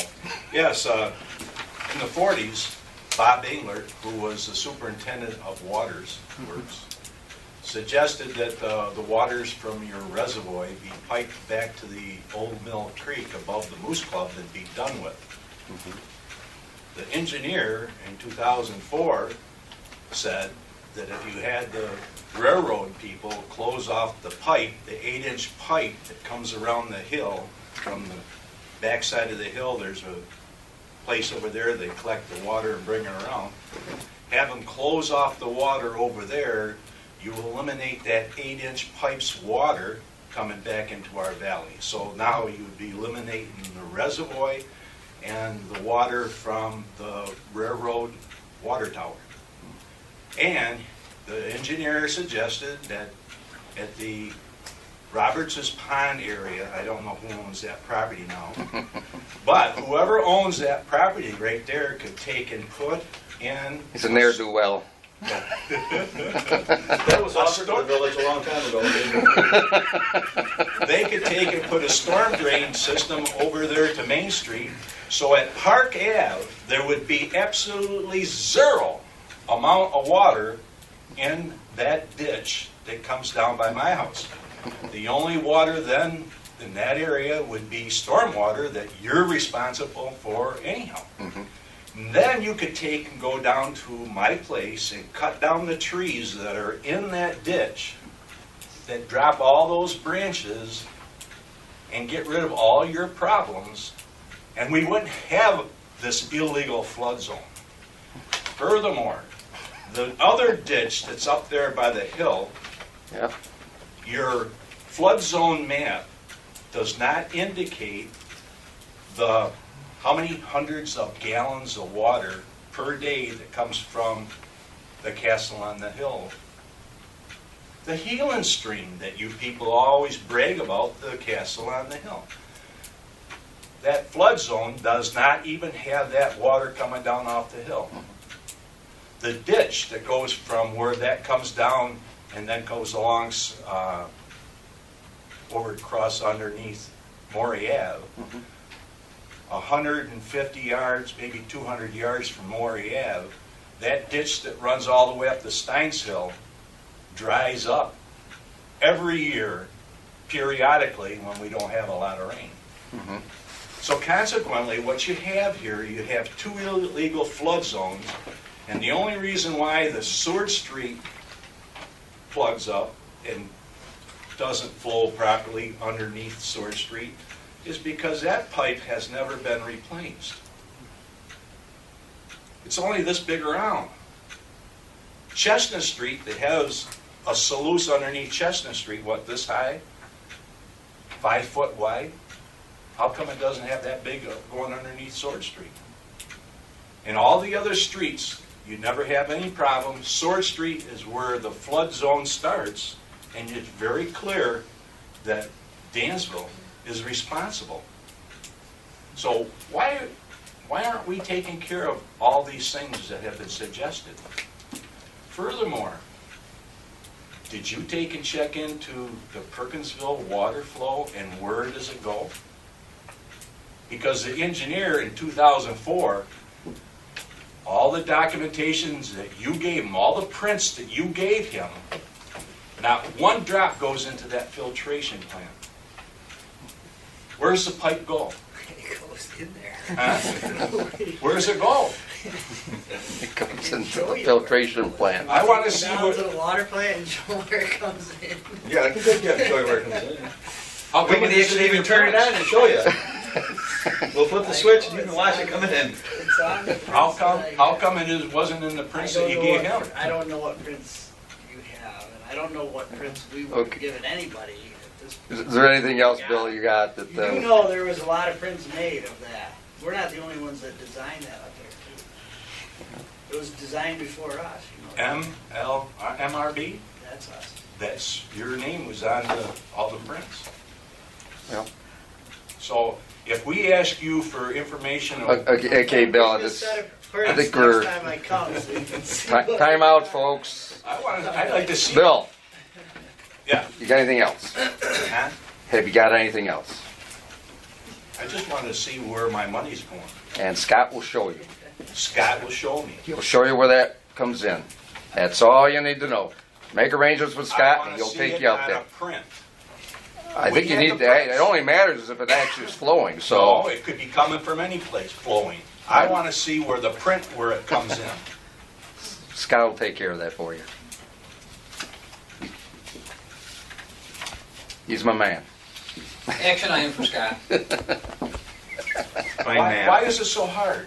It's not, Bill. He'll take care of it for you, I'm sure. MRB gave my engineer all these prints that shows where the waters come in to this filtration plant. It isn't there. You can take and have a water flow from any place, from right there. Maybe, Bill, you Up can the pipe. provide us with something we can use to show Bill, Could you do the other that? Bill. Give us an opportunity to respond to your request, Bill. Just give us an opportunity to respond to it. 30 days. I've already given you 30 days. Well, we The were- last meeting, I questioned him on it. Well, we're focused on it at this Okay. meeting. We know No. what you're looking for, and you should hold us to it Yep. by the next meeting. So are we also going to shut off the water from the railroad water trough there? I don't have an answer to that. Yes, we'll have to get back to you, Bill. Are we I don't gonna have an take answer. the water that's coming from the reservoir filtration plant, are we gonna pipe that back over to the old mill above the Moose Club and be done with it? Are we gonna eliminate all these fictitious water flows that come into our valley so that we have to have flood insurance? I don't have the expertise to respond to you. However, we do have people in this room that hopefully can provide you with some type of educated response. I cannot personally. I don't know. Initially, what's your comment, Scott? I mean, is it, He's got a great idea, I've always said that. well, Well- why aren't we Well, looking at it then? money for one. It's like everything else. Oh, we That's got, a- we that's a- got 18 million wastewater treatment plant. They're gonna have a composting facility. I mean, no, I understand what you're saying, but if there's some value in pursuing this, looking at it, why don't we do it? Well, that's what we are doing now with Well- with MRB. That's our goal, is to bypass pipe that creek. That is our goal. And we're getting to that point to where we can say, okay, all the orifices, all the culverts are too small. So now we have to come up with another plan. Bill's 100%. But this is on the list, right? Oh, yeah. Oh, Okay. yeah, definitely. Yep. Okay. I'm sure we can. At the next meeting, that's what we'll be discussing, is, you know, the options to the village. We gotta be here, honey. Yes. See, Bill? We'll get you taken care of. It's only been 28 years I've been complaining about Oh, okay, what can I tell you? We didn't say it was gonna get done overnight. Does anybody else have anything? Yes, Yvonne? I know Timmy mentioned about Taco Bell. Anything would save a lot. Well, I understand, and I don't have any first-hand knowledge of this. What I've been told. That Save-A-Lot has, the people who own Save-A-Lot here, Joe Roberts and family, I guess it is, have bought the other plaza down on, Airport Plaza, and that they're going to rehab that building and reopen, but I have no timeline, or I'm not even sure if they've closed on it yet, to be quite honest. Because I was afraid you guys didn't mention that to Tammy, because I was... See, that's outside the village, so we don't have Oh, it. okay. She wouldn't report that tonight. Oh, I see, okay. The original, the rumor had been that they were going to move over to the old Tops Plaza, Village Plaza is what's called, and there by Tractor Supply. But apparently that must have fallen through, and somebody convinced the owner of the other place to sell. So hopefully we'll get some more competition in the grocery field here. Anyone else? Move to adjourn. A motion to adjourn, a second? Very quiet. Second. And a second from trustee LeBaer. Thank you very much, ladies and gentlemen. You have a good evening. Thank you. And